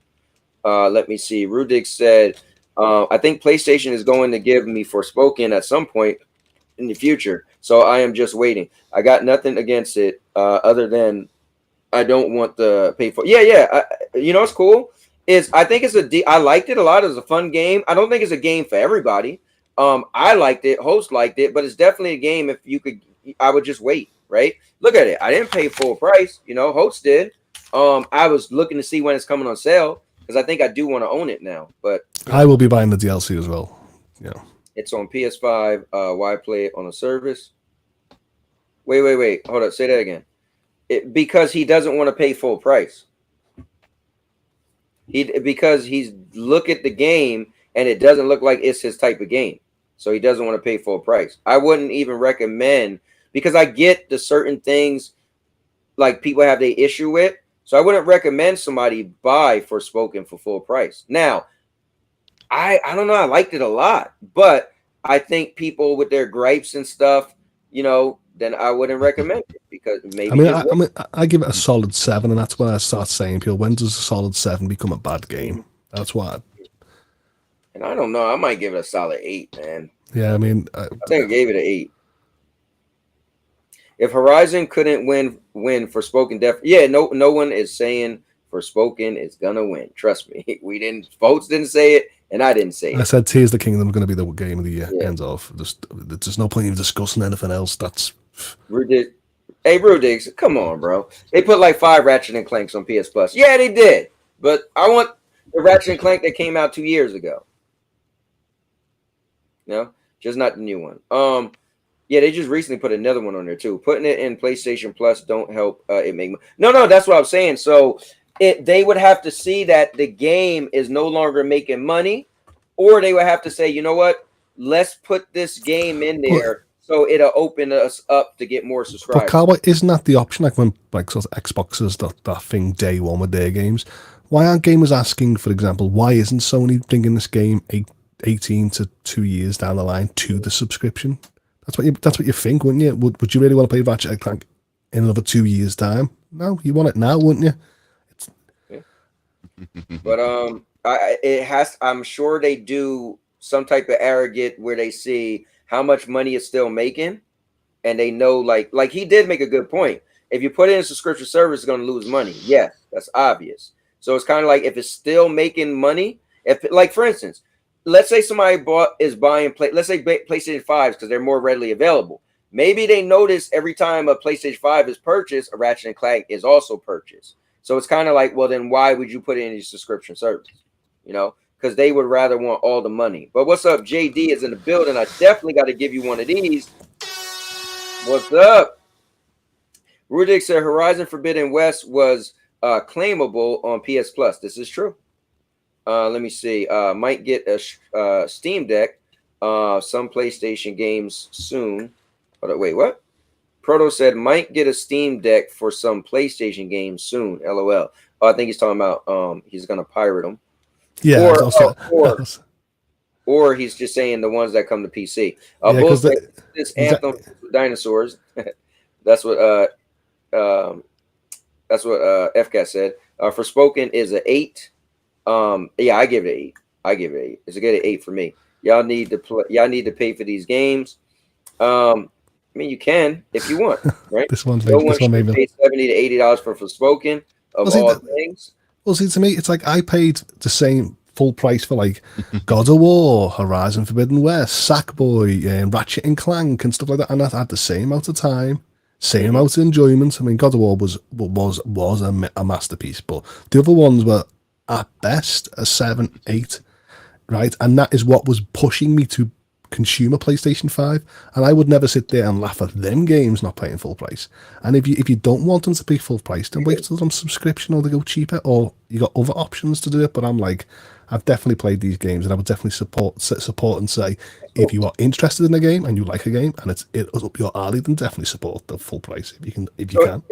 Here's the only issue with your logic. Lion said sell the game for 12 to 18 months, put it on the service. Okay, yeah, I agree. Put it on the service after and release the DLC to sell at the same. Yeah, no. Yeah, I agree with that, right? Yeah, that's what they should do. 12 to 18 months, you've been selling it, making money, making profit. 18 months later, put on a subscription service, drop a DLC. There you go. That's more money. And also, if you feel like the game was worth it, that's a fair cycle. I agree. Right. Let me see. 7.5 for me. I don't like to do halves. I feel like that's a little chicken way. I don't really want to give it an 8. I was going to do 7.5, but then I realized what I was going to say. A solid 7. You can't have a solid 7.5. Oh, it's 7. Yeah, right. That just sounds silly. A solid 7.5. Is it solid though? So that's why I said 7. I should have given it an 8, but I just went with the 7. That's yeah. LOL. What he said, I'm not pirating. If I'm getting the Steam Deck, I'm just buying them on Steam. No, yeah, I got you. I caught on to what you were saying eventually. Let me see. I just bought Jedi Survivor and Tears of the Kingdom. Came out $200 Canadian dollars. Games are expensive. I need subscription perks to kick in for some more value. I hear you. But games on Steam is also expensive. You know what I mean? Especially when you buy a Steam Deck or a PC and stuff like that. They're not the cheapest option. Steam. And he said as long as it becomes a full finished game, I'd play Exo Primal. That's what Bulls for Life said. Well, look, the cool thing is it's going to be on Game Pass. You know, spend $15 that month. Can you purchase in Tonta you trust separately from Forspoken DLC? Game Pass, where you go try out all these early access beta games. They said on the day you can actually buy it. Okay. At the moment, you just need the Deluxe edition. At the moment, but yeah, I don't know. The perks are always in, just not for exclusive AA, AAA games. If you sub, use your rewards and get a discount. I didn't even think about that. That's why I do that every time I try and level up and get like an extra $5-10 off. Okay, better than 7, not an 8. No, that's come on, man. Eco Primal will not be good. Damn. Well, the cool thing is it's on a subscription service, you know, so thank Game Pass. People like me, I'll get to play it. But sadly, the more games that actually populate these subscriptions and it's not getting hyped, the more people are not going to get the subscription, are they? Well, that is sad because, like, look at Redfall is making the subscription service look bad. Look what FCAT, repeat what you just said. You get Game Pass for what? To try out alpha beta games. Oh my god! Yeah. Are you early access guy? Oh my god! You should love Exo Primal. No, listen, host. He's being funny. Oh, that's all you look at Game Pass is you're gonna play these broken, beat up, low budget games. Do you know what? When I was on actually, when I was on past cloud panels and stuff like that, people were just like, "Oh, Holt, are you gonna play this game on GFN?" And I was always say it's early access. Why would I want to play early access games? It used to always wind me up that each week the news used to be, and this early access game, and oh no. said, well, Steam and PC gaming isn't cheaper up front, Yeah, but it's more of yeah. a you get games with the sales, then it's cheaper along the blah blah blah. All right, I got I you, was got you. gonna say, Holtz. I already do that on Steam. I early access, try out these games, and get the refund if I Oh don't yeah. like it.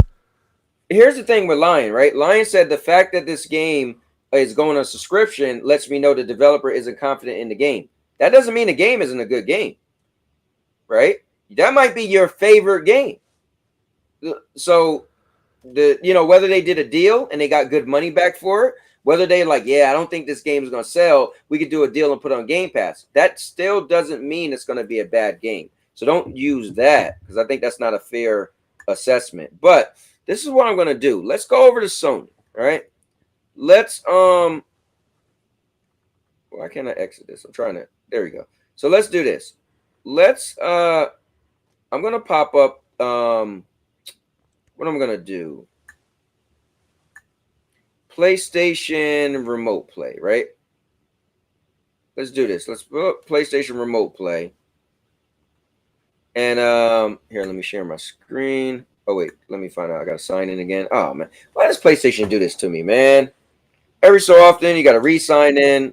They drive me crazy. But like Hi-Fi Rush came to sort of Game Pass, and the developers said they done that because they had confidence, and then that game sold amazing on Steam because of people were talking about the hype. So I feel like you can win by putting your game on Game Pass just to build momentum, and then everyone else will buy it out of subscription. No, you got a good point. It's easy to down certain stuff, but you never know. You know what I mean? You don't know. You just have to see it through, and see what does what. The thing is, everybody has their own type of game that they like, and so who's to say Proto don't fall in love with the dinosaur game? You know what I mean? Dinosaurs falling out the sky and all that craziness. And then he'll be running around saying he love it. I wasn't laughing at you. I was laughing at Ron Slush's comment. Oh yeah, I had to. I'm trying to put in my password. It's driving me crazy that you gotta. Just randomly, I was reading all the comments, so like people talking about gaming, and then there's Ron Slusher. My stripper name is Stadia. Just I had the Stadia part, the eccentric part, but it just made me laugh for this freaking. Oh man, his stripper name. The randomness of this chat, you know what I mean? It's just. I love it, man. I love it. All right, let me see. We're gonna do PS5. Let me see. Before console, connecting your console to remote play. Yeah, blah blah blah. All right, so I guess every so often they do an update, and you got to do all this nonsense over and over. But here we go. So let's do this. Let's give PlayStation some love. Let's go look and check out some of their stuff. Let me wait till it loads up. I don't know why it's not pulling up, but oh, I guess I got to use a controller. Right? All right, so we're gonna take a look at some of the PlayStation stuff. We just looked at Game Pass, and let's look at some PlayStation stuff. Okay, still going. Oh, you know what? I think I have to connect to something else. Hold on real quick, guys. Let me connect to this. Go to Windows, and this right here. All right. And it's a little distorted looking, so I got to come in. I don't know what's up. All right, so let's see. Let's go to PlayStation Plus, and let's take a look. So let's do monthly stuff added, right? So Evil Within, Sackboy, Wolfenstein, Bassmaster, Wolfenstein: The Old Blood, Monster Boy, Kena. So I gotta check out Kena since you guys keep talking about it. Doom Eternal, Paradise Killer, Slay the Spire. I remember Duncan loved that game, and Riders Republic, which is weird that they put Riders Republic in here and they didn't put it in Ubisoft Classic. So that's interesting. So those are recently added. Classic catalog is going to be massive. I just wanted to look through it real quick. Ape Escape and some Batmans. I mean, look, they got Centipede. Let me see. Beyond Light. That was all right. Let's see. It's just so many games. There go Bullet Storm. Let's see. Oh, host, did you know I installed it the other day? Yes, I saw you install it. So I saw you at the start of the stream mention that it was already there. Oh, you know what? Hold on. Can't hear you guys because I got this. This is why I don't like the PlayStation. Once I plug it up, it takes over, and then I can't hear. All right, Holt, say something. Yeah, I actually seen you install it. I've seen you install it. Let's see.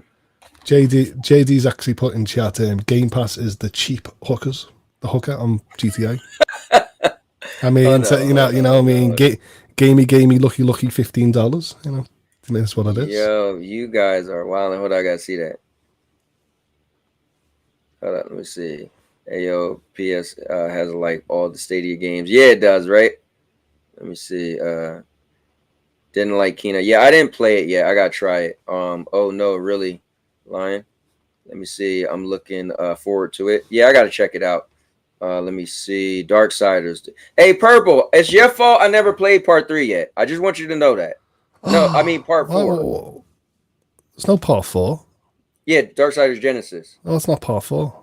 Oh no, I'm just saying that I never played Genesis because of Purple. I'm blaming her. Why? Why did you say no? Why did you play because when I first met Purple, she was saying how she was a Darksiders fan. I was trying to beat part 3. She actually tuned in a couple times and helped me with a couple puzzles. We talked about how we were going to play it together when it come out on Stadia because we were going to come out on Stadia Pro.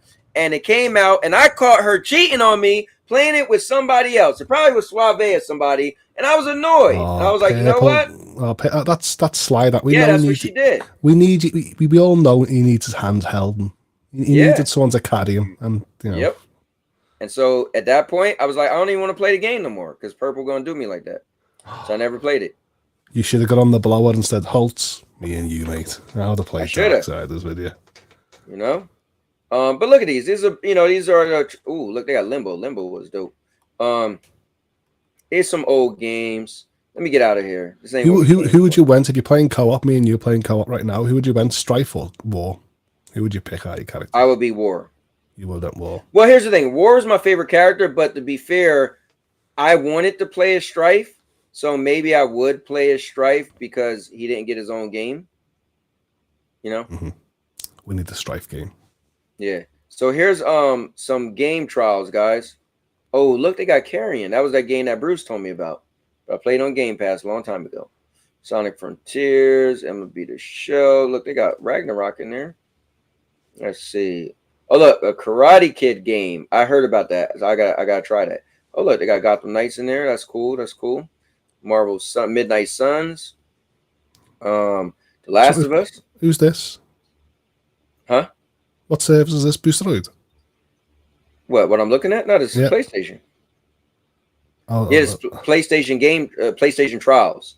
Yeah, I was like, wait there, these games are amazing. And yeah, right. I realized, Nah, it's PlayStation. Cowboy don't touch Boosteroid. Yeah, you got. Well, that's what I thought. It's like The Last of Us, Midnight Suns. I was like, oh, well, that's all on PlayStation. Look, this is terrible. Why they got WWE 2K 2022 in there? They should take that out. That looks bad. So there you go. So let's see. Let's look at what is the game catalog? Okay, so this is a whole bunch of these. Look, Stadia games, City Skylines. Man, they got the Uncharted. They got some games, man. Marvel Avengers, Life is Strange, Tekken 7. They definitely got some games. But for me, these games are all older. Oh, me and Rose was talking. Let me ask you. Rose and I was talking about Just Cause the other day. You know what's crazy? I forgot I'm still muted. Just Cause is such a good game, and I don't know why I'm never was that into the series. Like, it's like Grand Theft Auto on steroids. You would think I would like it. And I said to Rose, I don't know anybody who actually says, "Oh, I love that game." Does anybody watching? Does anybody is really into Just Cause? I feel like it's a underrated game, but I don't know anybody who's actually into it. Holtz, was you ever into Just Cause? No. To me, I mean, the Just Cause and stuff like that. It was like I never took them too. They never took themselves too serious, and so I never took them too serious. And I had other games that sort of I liked that was enough serious. For example, I think it should have had multiplayer. Like how crazy it is here. Did they ever add multiplayer? This says Just Cause 4 Reloaded. Oh wait, why is this one when I click on it? It's just 4. Let's see. In game. This game should be multiplayer. I mean, what was that game that Sandy likes, but you don't? And it's like a GTA spin-off. Oh, Saints Row. Saints Row. Yeah, see, that's the same. I'd rather play GTA than Saints Row. Same concept with Just Cause. I'm gonna download it. You know what? I'm gonna download it.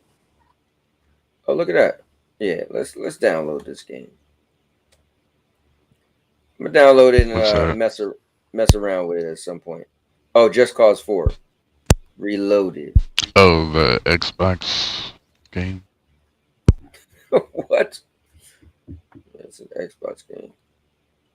Oh, let's see. Anybody play Just Cause? Let me see.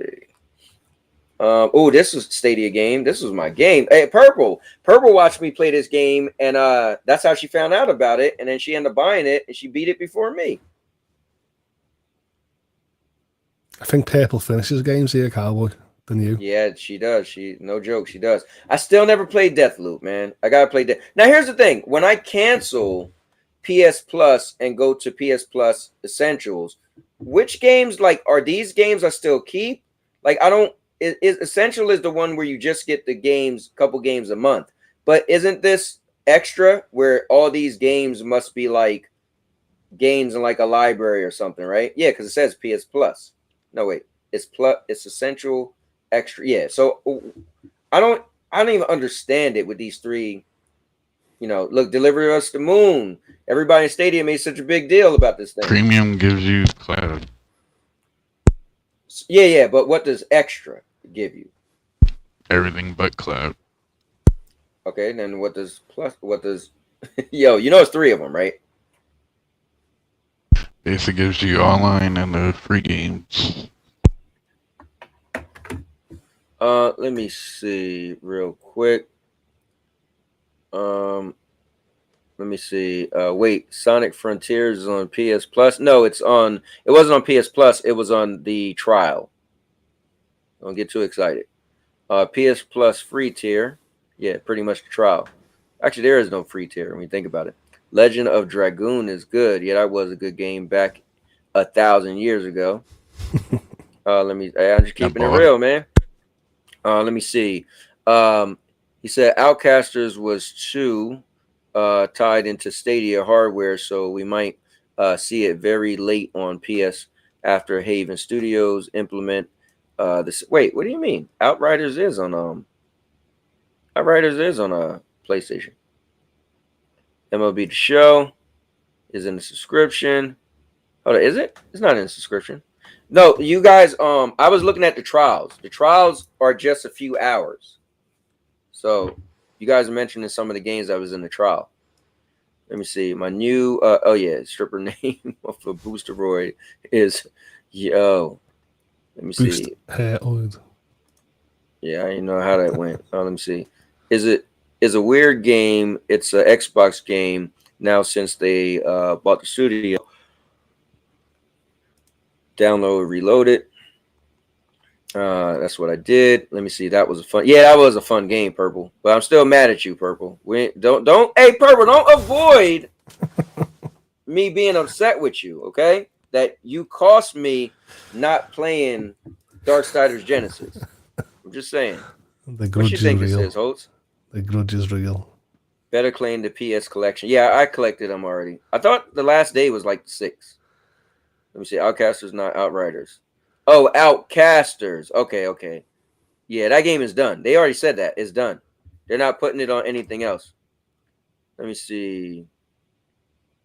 Okay, extra gives you like 400 games to download. Oh, here we go. Hey, Purple Bet. First of all, let me say this. Before I let Purple Haze in here, this is like a courtroom.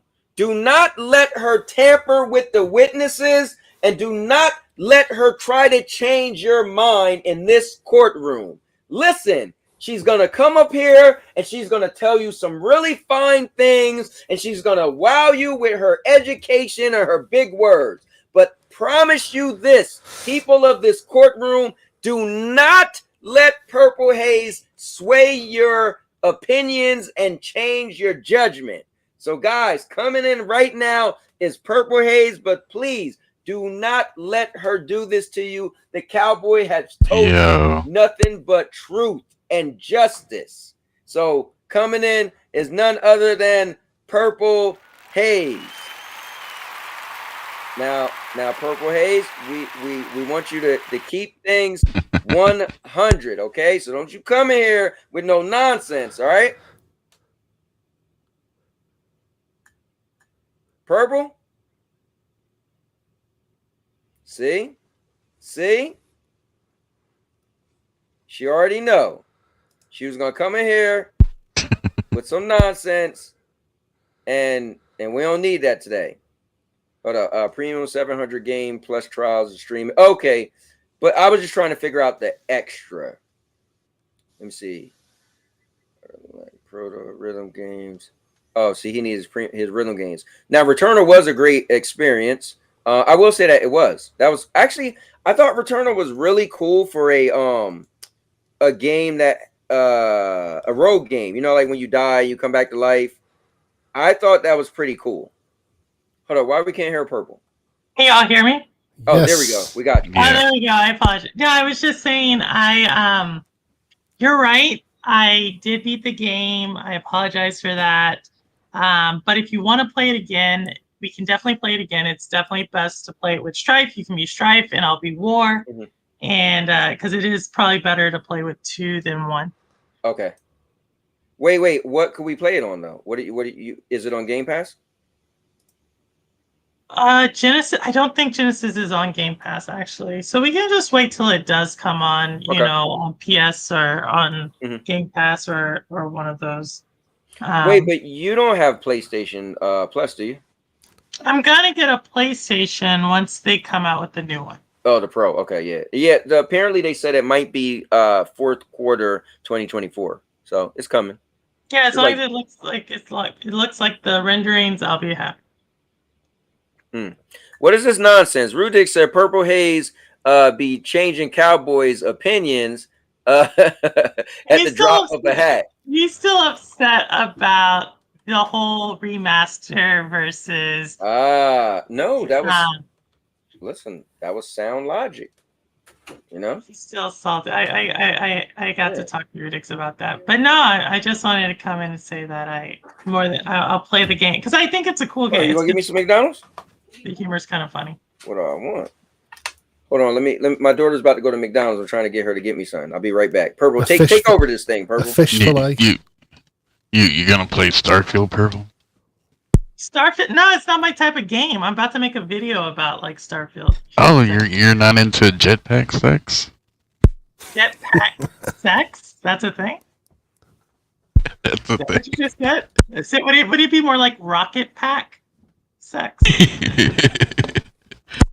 I don't know. That's how they described it. Hey, be careful not to burn your legs when you're wrapping it round. Right, that's all I'm saying. Oh my gosh! No, it's just not my. But if it is people's type of game, I'm all for it. I think there's other games coming out of Xbox that don't get any hype. Like what? Purple? They said in the game They said in the game of Starfield you run at some kind of alien drug lab. Yeah, I don't. So like. That doesn't necessarily get me excited, but to Cowboy's point, like a game that no one's talking about that I think, I'll be making a video about this because I'm going to do my part to hold the line in support of Dr. 195. That's cool. Yeah. Hey, Purple, you can't listen, this man looking crazy out there, so you got to help him. Because he's looking I'm gonna Hey. do my part. I'm gonna do my part Okay. to help the soldiers who are holding the line. Mm-hmm. So I'm gonna say like it's gonna be a pro thing, a pro Xbox video because there are games I'm looking forward to, and one of those is Contraband. No one's talking about this game, but it's a game I'm really looking forward to. From We haven't heard about Contraband in a while. Yeah, I'm trying to think. exactly. So like that's a game like when you see it, it's like a co-op game. It's an open role game. You can see that it's going to probably be something kind of similar to maybe GTA, GTA 5/GTA 6 when it comes out. That's an Xbox exclusive, and so looking forward to that one. Well, wait. What's his name? Cubini said this year Xbox is getting 8 exclusives, and they already got 4. So I didn't even realize that. So what? Hi-Fi Rush, Redfall, and what else? Like, well, then Starfield, which we have, but he's saying that have already come out. yeah, he said there's 8 coming out this year. I think that's what his comment said earlier. 8 coming out this year, and 4 already came out. Forza Motorsport. I don't think that one's not out yet, is it? Yeah, but it's coming out at 8. 4 out of 8. Yeah, there's that one. I would have to see what he's saying as far as which, because are those Xbox Studio games? Or are those Xbox exclusives? But either way, there's like 5 of them that are coming out that I'm pretty excited about that no one's talking about, and so I want to make a video to because I think too many people are putting too much like. You can look at Redfall and be like, that's not my type of game, but the whole Xbox community jumped on that, and you know, it's like too many eggs in one basket. Same thing with Starfield. Like, if for all the people who are super hyped about Starfield, like unless you played Skyrim or one of those types of games, like Starfield's really like a PC game. It's not really like a console game, and so it's like I'm not saying that that delegitimizes or like what I'm saying is that there's other games like Xbox bought all these studios and has all this IP. There's other things we could get excited for if you're an Xbox player, and that's what my video is going to be about. That's cool, Purple. Good stuff. Listen, I think the doom and gloom is just silly. I think we got to call it you know, how we see it, but we got to be true to ourselves. So let's say if we report on something that's general, right? Fine. If somebody like King Thrash, he does feel, you know, listen, Xbox is in a world of hurt. That's cool, right? I think it's cool for you to also take a stance and say, hey, what about these games that's coming out that nobody's thinking about? Because at the end of the day, people who think it's over, listen, it's all about games. That's why we're all talking. All they got to do is bring out some hits, and nobody's going to remember the ABK deal, and gamers just going to be like, cool, you shut me up. Now I got games to play. You know? I think, and that's what I'm gonna like. I think the thing with the Xbox I'm not saying it's Xbox is doing it. I think it's more or less a lot of the content creators, you know, the people in the console war space, but they're talking about things that aren't games. You're talking about the power of a console. You're talking about cloud. You're talking about a game subscription service.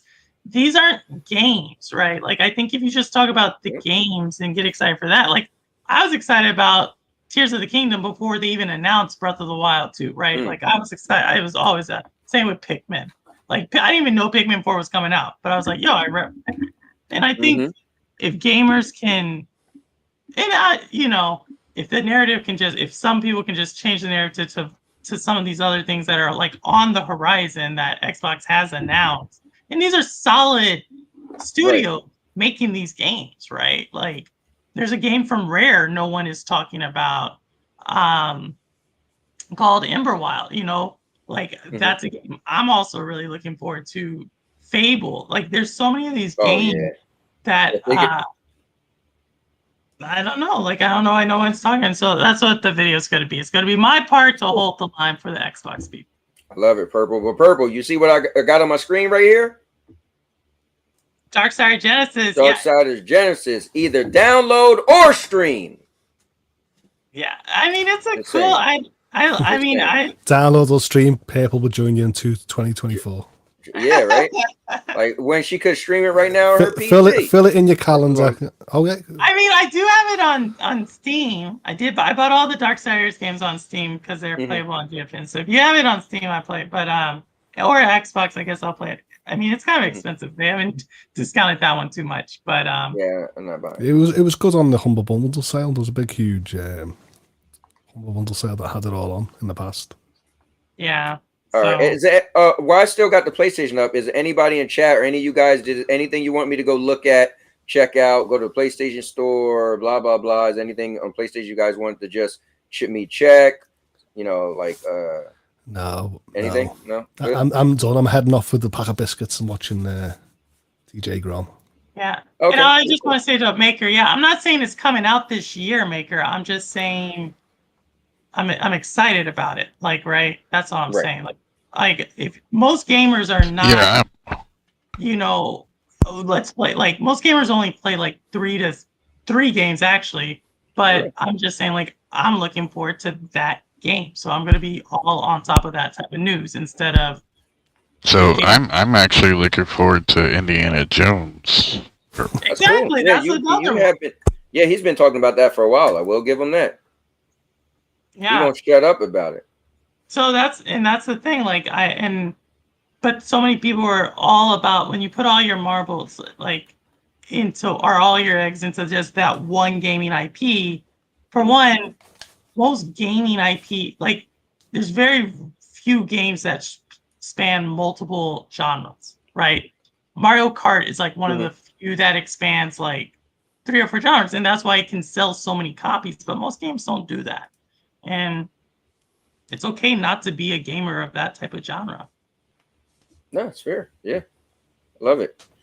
Well, guys, man, listen, this was cool. We got Purple in here. Hope said he about to jump off so they could check out DJ Grum. FCat, I'm sure did you get through all of the stuff you wanted to add? All of the all right, cool. Purple, anything else you want to throw in there? My daughter is going to get me some McDonald's, so she won't be back for a little bit anyway. But so I am going to do my 50th episode this Thursday. It's going to just be it's going to be more like a radio show, but I'll be doing giveaways and inviting people on, like more like a radio show. Like I'm going to give out like 3 or 4 topics that are in the gaming universe that no one's talking about. You know how I do. And then just inviting people to come, like whether they want to talk about that or maybe if they want to talk about something else, but it'll be like one-on-one and just rotate out with the different people. So it's the 50th and I'm really excited about that. And then next week I have a really special guest as always, but I'll announce that this weekend. But Purple Haze, if I don't get to be on the show, I'm going to raise hell. I just want you to know that. You don't keep me backstage and not let me come on. It's like a radio show. Everyone's going to be like, I'm a long-time listener, first-time caller. Welcome to the Pairs. I think that sounds cool, though, Purple. I actually had somebody say to me, I think yesterday, that, hey, man, you let too many people come on, and so sometimes it's like chaos. I'm like, I mean, I get sometimes everybody might speak at the same time. Also, guys, here's Purple's channel. Make sure you click on it. You got to check out this episode. I know it's going to be epic. But I think that sounds really cool. Like, wow, you'll have, like, you know, one person come in, chat for a little bit, and the next person. That sounds cool. And I definitely would be. I don't know. If I didn't get to be a part of that, I would be. I don't know. It's gonna come up with topics, but you also know my personality. You can ask questions. Purple, he has to join now because he's gonna be like, "I was the first guest on Purple show."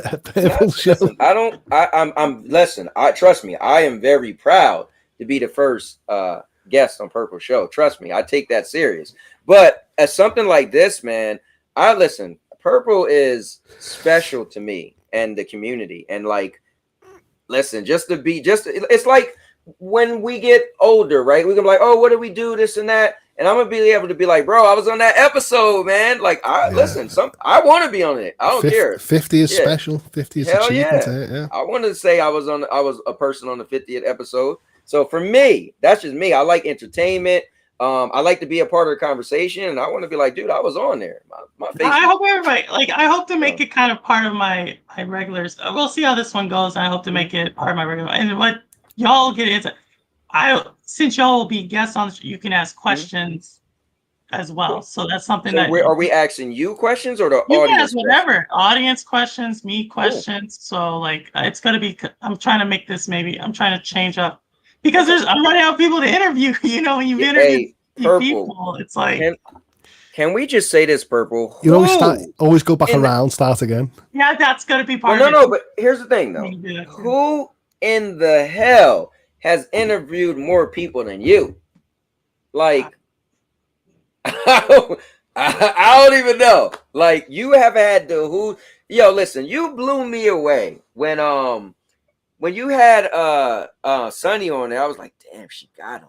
But not even that. You've crossed over from Xbox to PlayStation, and you still got people. I mean, Thrash, literally, when you was on, and I told you, and it was live, he's like, bro, I'm trying to get on. Like, for real. Like, I know who she is. I was like, that's cool. Like, I want to see Purple Haze and interview King Thrash. Like, what? And I want you to ask him.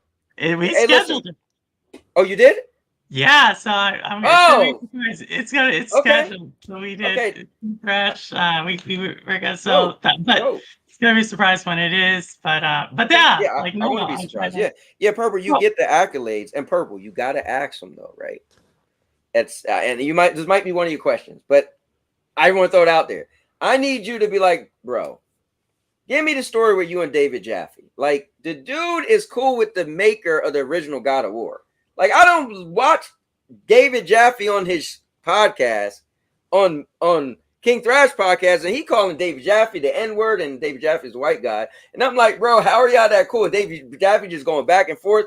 And mind you, King Thrash, listen, his podcast is, you thought TK9 thing was kind of crazy. No, King Thrash isn't. I told you, I was like, I don't know, but like his podcast is like Hey, Purple is so wild. And this what he gonna, hey, Purple, if you go on there, just watch him, he's dirty. Purple, why go on there as a guest? First thing he say is, yeah, he's a Stadia guy. I was like, bro, why would you do that?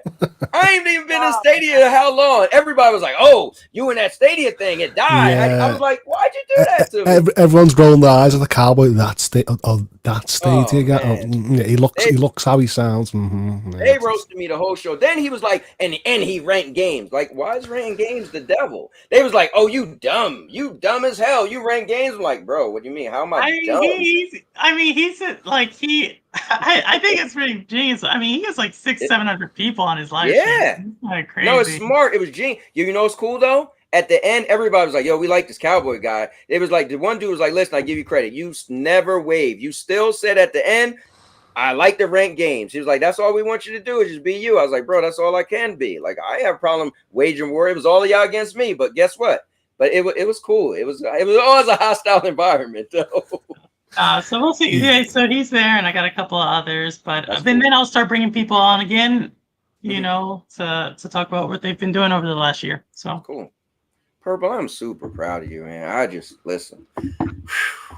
It's just cool just watching you. Just you definitely, like I was saying, man, some of the new people like me and Ray, we was talking about people's moms and all that. We was just stupid. But like the lo-fis and the purples, y'all guys was just polished. Y'all came in like y'all was doing, but obviously you're lo-fi, like lo-fi.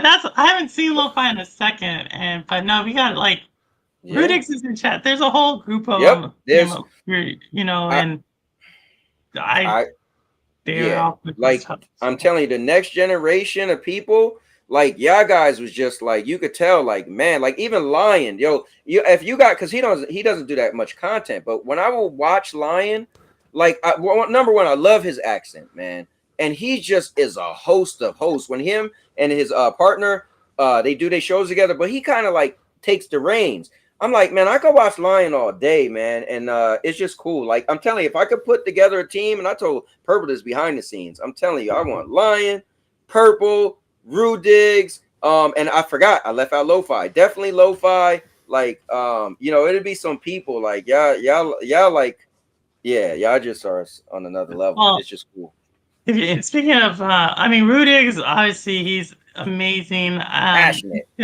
You know, just because Lion was on the show before, you know, most recent. If y'all have not seen that interview, it's just a humbling interview all the way around. Lion is an amazing individual and stuff. So thank you, Lion, if you're still in chat. In the Discord, we got access. We got a little sneak peek of Rudigs' Tears of the Kingdom thumbnail. So, I'm going to announce this tomorrow too because I'm super excited. So the Nintendo store is in one of the few in the world in New York. and they're doing a a release of the game, and you can't just show up. You had to get like basically a lottery to get into the game, to get into the store. And I won the lottery, so I'll be going to get it like in the store. So you're dressing up as Kirby? We all know that was you, Purple. Hey, Purple, don't dress up as Princess Peach or K9 gonna try to kidnap good Purple. Get your Zelda ears out. Your Zelda crown. Maybe Urbosa. I might do an Urbosa look or something. But no, I was just like, wow. Like Ambi, y'all know Ambi's always on my right. Ambi tried to do it at the same time, and it said sold out. So like I'm like one of the. It was like wow, it's the first time everything happened like that. So I'll be getting it in person. Are you gonna be streaming it? You're gonna actually record any footage of you? In the store? Yeah, I think maybe I'll do something like that. I don't. It's only one person. Like it's like one ticket. They're like one ticket. You can only buy one item in the store. It's like they sent all these instructions. Have you bought the fancy edition or just the base? The game. So I have the game just in case I couldn't get. I bought it, so it's coming in Amazon on Friday. But I want to get the deluxe edition from the store, and as well as some swag and some gear, and the controller too. So you get Zelda Joy-Cons. No, I'm not gonna get the Joy-Cons. I'm gonna get the Pro Controller. Yes. Yeah, that's where you gotta do it.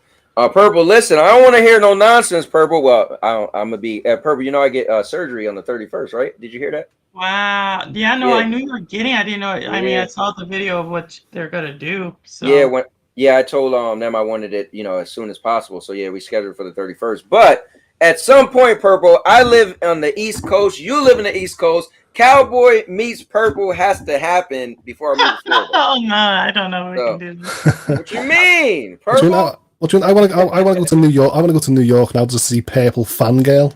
So I can walk past and go, them Nintendo fans. They're not half eccentric. Look, I want it to be me, Purple, and Chariot Man in Times Square. Oh my gosh, I don't know. I've got in Chariot's stream. He was mentioning that he wants to come to the UK, and Avon said he wants to come to the UK. So I was like, we got Chariot, Avon. So we're all filling out a roster here of people.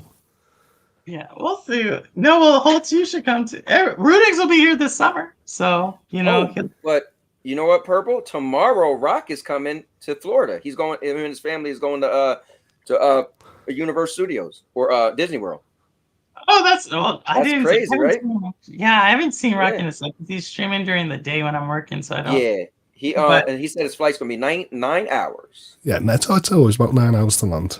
Okay. The UK, right? It's the UK, love it, or somewhere up there. No, that's super cool. That's cool, right? Yeah, he said he will be playing his Nintendo Switch the whole ride. There you go. That's what we want to hear. That's super awesome. Well, I am excited, and I'm excited for PlayStation Cloud fans. I'll be talking about some stuff on Thursday about that. So, I don't know. People earlier were saying that FCAT was like, "What's the point of being excited anymore?" He felt like they're backing down, but PlayStation? Yeah, that's what he was trying to say. Like they're backing down on Cloud. Yeah, it seems like it. No. I think just to give you a hint, like I posted this on Twitter. What's happened, and this is for anybody who's a fan of Google, they can't do everything. PlayStation uses AWS. If you didn't know that, they use AWS, and the technology to make games stream. And Rudix actually did a show on this. It's a thing called Kubernetes, and that's basically like little packets of data. In order to make something stream really seamless, you got to like organize those packets. Amazon can't do it that well. Google can, and now PlayStation is trying to re-engineer their cloud so that they can have hybrid cloud using Google to power that. Like that's actually what's going on. Wow. So Google did say they want to utilize their cloud. And they got Jade Raymond. Games, right? And they got Jade Raymond. This is one of the back end, but this is more the tech side. But no, I think PlayStation is actually doubling down on their idea. They're gonna bring back Stadia. I don't know that it's not Steve, but it's the technology. This guy, man. But they're going to be making a lot of big moves here, particularly in 2024. So Somebody needs to. Purple, when do you suspect the game that Project Haven Studios is working on to release? Jade's game? Mm-hmm. Oh, probably like 2026, 2027 at the Oh, that earliest. far? Yeah, I don't think it's that close, right? You got to think like she left like what 2 years ago from Stadia, and they were still in development, and then last year they picked her up. So usually, if you think about when Sony picks up someone, it's pretty early in the development cycle. They don't just like and then you think about a year out, and if they're doing the cloud, I would say probably 2 years. Just thinking about that, and that's the earliest thinking about a game development cycle. Okay. I wouldn't doubt if it's like a little bit further out than that. Yeah, but Purple, what So if the game? Hold on, real quick. My bad, FCAT. What if the game they were working on was a game they already was working on when they was with Stadia? It was like, or they had a lot of it. And no, listen. If they had a lot of it in mind, so when she left, she was able to like jump on their idea, not the same thing.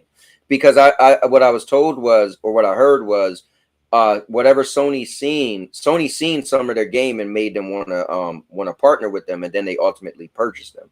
So I don't know. It's interesting. I mean, I have patience. What I learned with video games is never rush it. So if it's going to take 30 years, whatever, I'd rather it to come out when it's ready. But man, if I wonder 2026, that's was that not even going to be on the PlayStation 5? I mean, well, we're right. If it's a cloud-based game, right? Oh yeah, you're right. So it wouldn't even matter. Yeah, it wouldn't even matter. So Purple, tomorrow's Google I/O. Should we expect any kind of strange announcement? Google getting back into gaming? No, Google I/O is going to be a lot of AI. So if you like, it's going to be it's going to be just a lot of AI. A lot of AI stuff. All I want to see is like a new Google Chromecast TV, but from what I've seen, it's I like AI slides, AI, and damn near everything. So I just ran into that Amazon just shut down Halo, the Halo devices. Halo devices. Yeah, I don't even know what you're talking about. What is that? What is like? When you That's say the Halo, wristband. That's the wristband from Amazon. What is that? It's like an electronic wristband. You mean like a Fitbit? Yeah.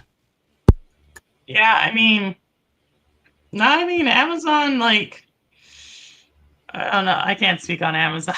I know Microsoft, I know Google, and I know a few gaming companies. That's about it. But I don't know Amazon that well.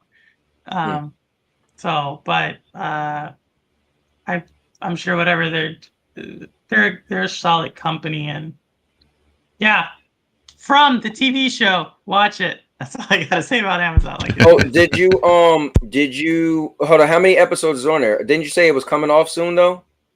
The first season is on Prime, and then the second season started, and that's on MGM Plus. So that's the only thing I don't like about Amazon. It makes me kind of is that you would have thought like, okay, they bought MGM, they're gonna put all that stuff on Prime, right?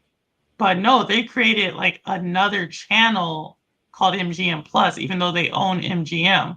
So it's kind of similar, like if Microsoft were to buy, let's say Bethesda, right? They bought it, and then they make a Bethesda subscription. It's like, well, so that's the only thing. Oh, this is crazy. Yeah, look at Rude Diggs. That's dope. He's gonna definitely beat the game faster than me. Like he's I already heard his play, so I'm excited for him. I'm excited for everybody who's playing it. It's gonna take me a second, to get through the game, but I'll make it. Oh yeah, you definitely make it. Yeah, but no, that's all. No, Ridix is, like I said, they're creative. Like I just talk. Don't give him so much credit. He used AI. I mean, everybody's still using AI nowadays. Like, come on, let's stop it. He ain't do nothing but say, add Zelda with Rude Diggs here. Bam, there you go.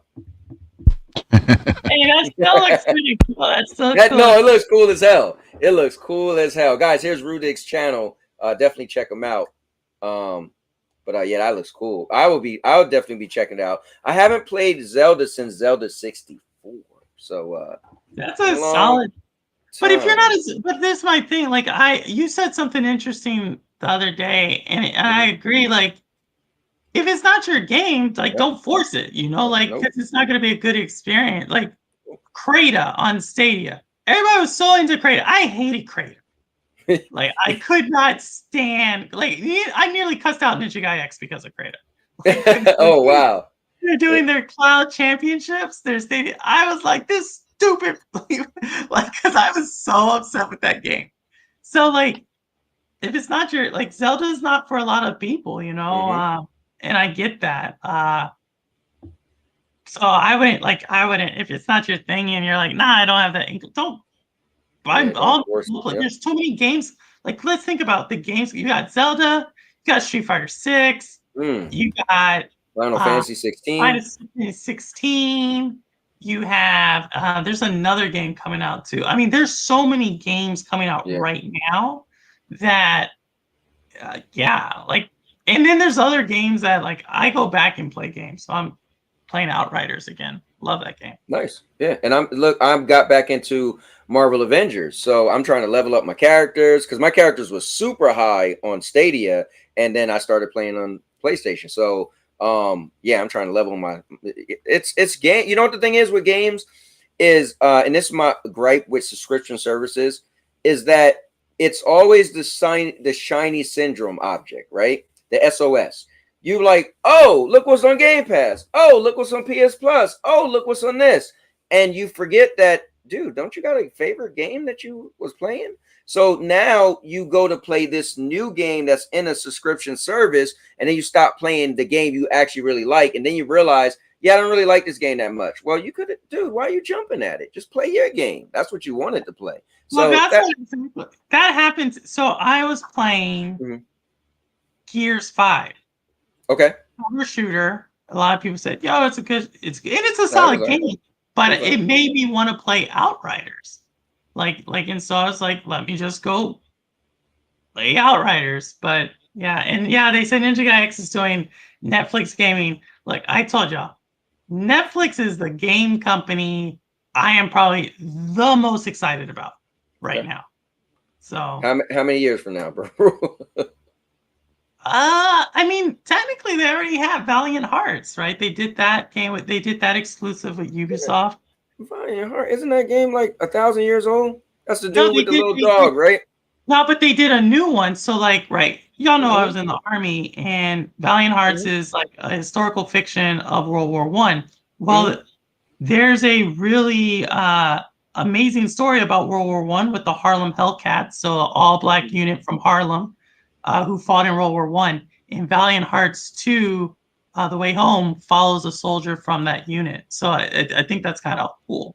Like, so that's why I was excited about that.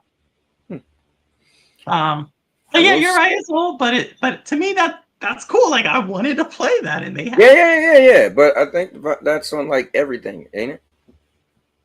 Yeah, but. Gears 5 can be. I think Outriders is better than Gears 5. Period. Ooh, that's it. So you know what's crazy? I played and beat every Gears. Outriders. You know what? I might have to go with you because Outriders.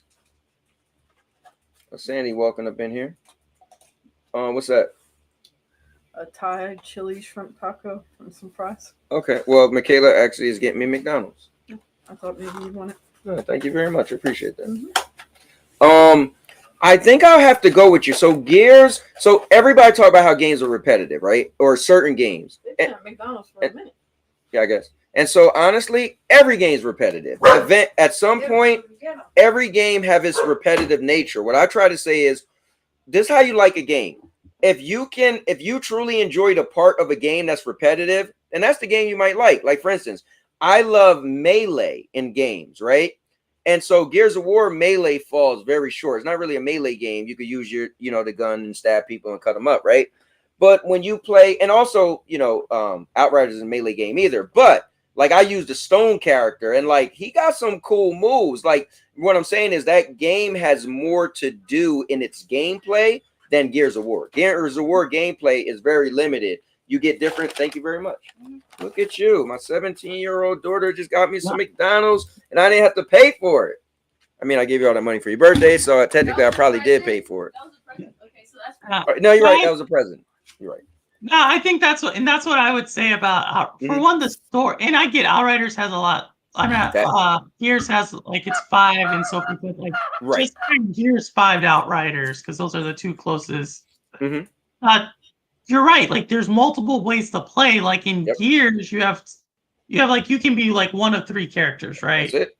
And but they all fight the same. In Outriders, I could have 3 of the same classes in Outriders, and they all fight differently depending on how you build their skill tree. And that's just the same class. Not to mention that you have 4 classes. I don't know. I like I said, I'm going through. I had a level 60 in Outriders. I'm going through it again, enjoying it even more now, just because, like, yeah. So, but that I say all that to say, like, if you like a game, it's okay to play an older game. If you like. Yeah, I mean, at the end of the day, I think you just have to like what you like. Like Prototype is my all-time favorite game, right? And it's dated, right? It's older. So if y'all catch me playing Prototype, like I thought you don't like old games. Well, listen, I make an exception. But no, I think my thing with older games is I want these companies to put more time into newer games and stop I guess remastering is becoming a thing that's working because the Resident Evils was dope. Even though each Resident Evil remaster I played, I enjoyed the first one more, the original. But to see it with newer graphics, I guess was cool, right? I just don't like when they add stuff that was never in the game. Like, why are you here? So I got 2 things on remasters and remakes. So I think remasters, I'm okay with it if game companies do it because we forget, like, some of us are like, 30, 40 years old, and we can remember when the game came out originally, but there's a whole generation of people who did not play that game. True. Right? And so it's like, it's bringing them along, and they're about to drop a new game. So like Nintendo Metroid, right? They're about to drop a new Metroid. So it's like, that's cool. The thing I don't like about remasters is that, and it has to deal with Metroid, right? So I bought Metroid the other week, and what is that? Metroid Prime, right? Metroid Prime, right? It's a remaster, and the game mechanics though frustrated me because you're used to seeing the maps a certain way. You're used to doing because gaming has advanced, and yes, the graphics look better, everything looks better, but it's still simple game mechanics. And you're just used to doing so much more with characters. And so that's maybe an unpopular opinion. So we're kind of mixed on remasters, but a remake, I still believe, is fair game. I agree. Because a remake could be a revision of that game, right? You could say, you know what? Like Resident Evil 2. I'm telling you. So Resident Evil 2, I'm a big fan of Resident Evil, right? Actually, it's my favorite video game franchise of all time, right? And so when I was so into Stadia, I canceled my GameFly. So my GameFly, I canceled at one point in time for about a week. I was done. I was like, you know what? I don't even play games anymore. I just started getting movies from this. I was like, I'm just wasting my money. I only play Stadia. Don't play my PlayStation 4 no more. So I canceled this. That weekend, we went to the movies and seen Resident Evil Return to Raccoon City. So at that time, I didn't play the remakes yet, right? It's just, I knew I would play them eventually down the road, but it was only remakes. I already played and beat the originals, right? Didn't have no interest, right? So, and I figured one day they'll come on the cloud. So, go to the movies. I'm watching the movie. I'm like, man, they changed a lot in this. And you could tell it's supposed to be from part 1 to part 2, right? And I'm like, in the story, I'm like, they done added, like, going to the orphanage. Like, what is this nonsense, right? So after watching the movie, me and my wife, I was like, man, I got the itch to actually play the game. So I real quick went back to GameFly and resubscribed and I was able to like keep all my stuff, right? So I resubscribed. So the first game I got was Resident Evil 2 Remake. I'm playing Resident Evil 2 Remake, and I'm like, oh wait, the reason why they added new stuff in the movie was because they added in this game. They added a whole new area, new characters. I was like, this ain't even the same game, but it's a reimagining of the original game because they added new characters, like I said, new scenery. It still gave you that feeling like the main characters was in it that you played with, but they added extra side characters and stuff. So even though I feel like the original was better, but that might just be my nostalgia, and I feel like they changed stuff I didn't like. But that I get it. They decide, you know what, we want to remake this game, but add some stuff, and this is what it would be like if we made it today. I can't fault that. Yeah, no, like I said, I think we forget. It's kind of like back. Like I remember back in like the 80s and 90s, like especially in the 90s was the first time that they were like remastering movies. Like I remember it was a big deal when they remastered digital remastered. Yes. Yeah, exactly. You know, and some of those movies was like the first time I had seen it in a long time, and I was like, whoa, right? You know, and you're just like, oh, that's cool. And same thing, you know, when DVDs and high definition Blu-rays came, or not high definition DVDs, Blu-ray. I can't. Is that right? High definition. I think that's the thing. Yeah, like the HD DVDs. Right, and it would bring along fans of a thing of a certain movie or franchise. I get games, we consume them differently, but I think it's fair game. Rudix is still upset about the whole remaster and remake thing, so and this still crying? Remake and remaster the same thing. It is not. I just bro, if I just explained to you Resident Evil, like, you know what? Yo, some people, man. Because he's right. I'm telling you, like I'm gonna give Rudix a shirt that just listen. What is it gonna say? It's gonna say like, Rudix, you're right. About remakes cannot be. Lord. We need Rudix. We need to blame your school system. I know it's not you. It's your school system, man. They failed you. You know. And, you know, sorry about that. Like one of his games that he like played, and then he plays it again after it's been remade, for him to realize what a remake is versus a remaster. Like, it's gonna be like one of his favorite games, and then he's gonna be playing it like, oh, they remade it, and he's like, wait, this never happened in the game. What the hell is this? Because every time I say that with Resident Evil, he said, well, that's DLC. I'm like, that's not DLC. That was literally the game. Well, that don't count. That was one game. Like, well, like in Scream 6, this ain't a remaster or a remake. This is or a reboot. This is a franchise. I don't know. Yeah, I don't know about all that,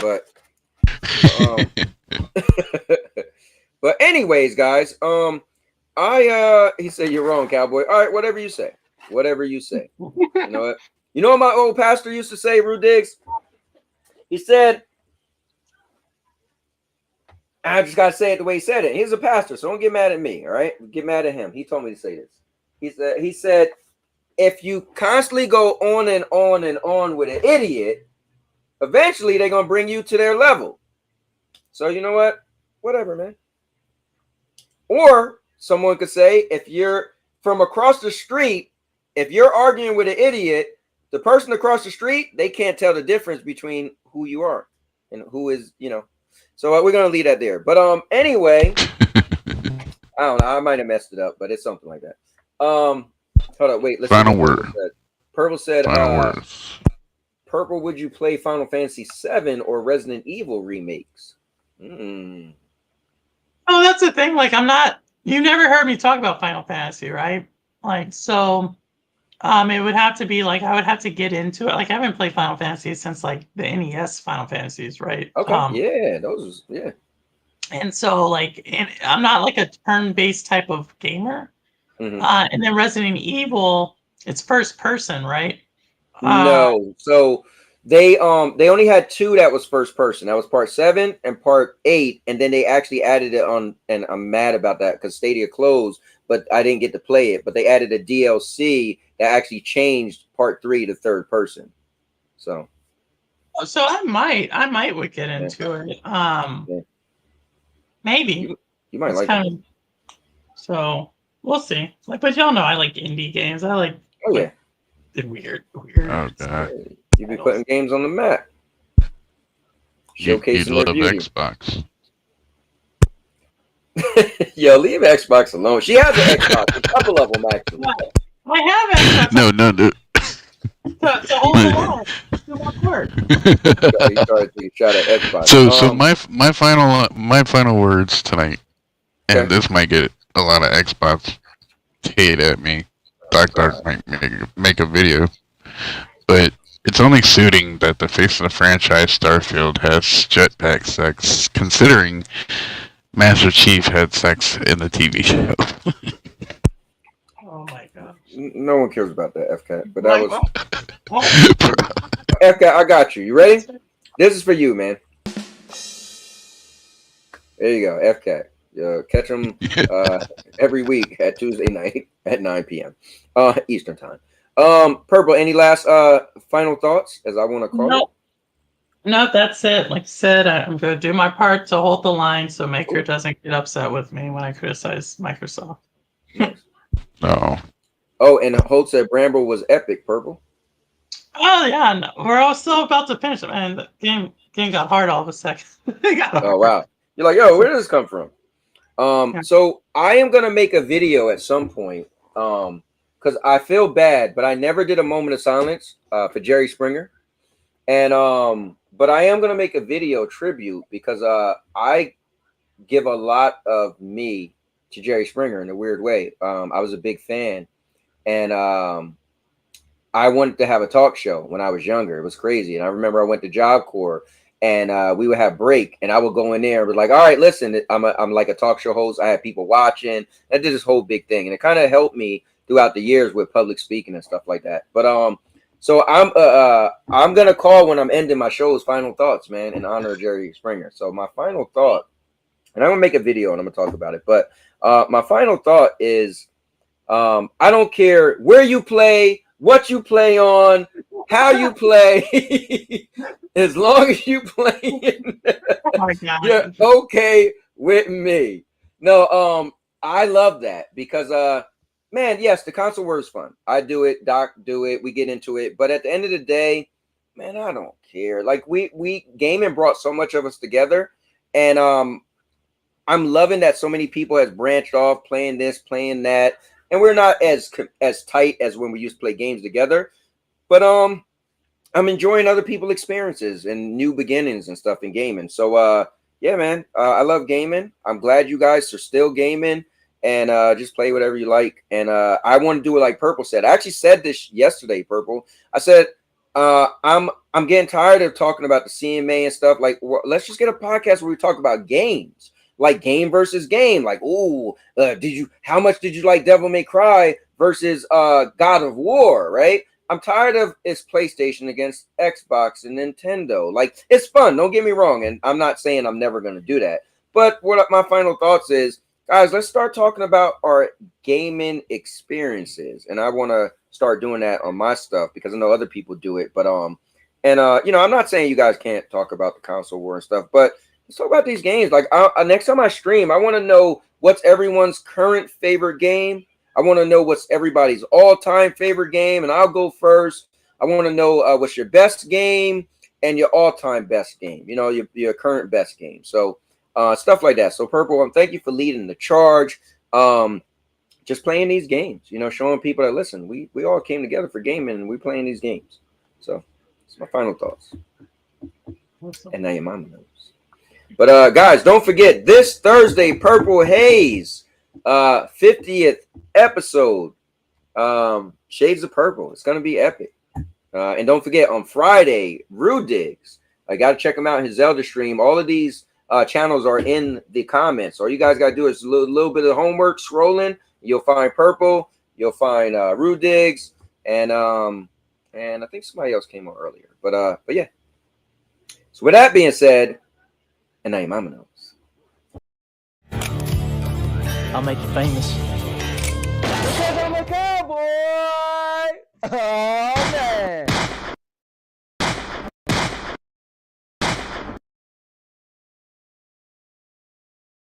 And now your mama knows. Bruce, unleash the baby god dragon!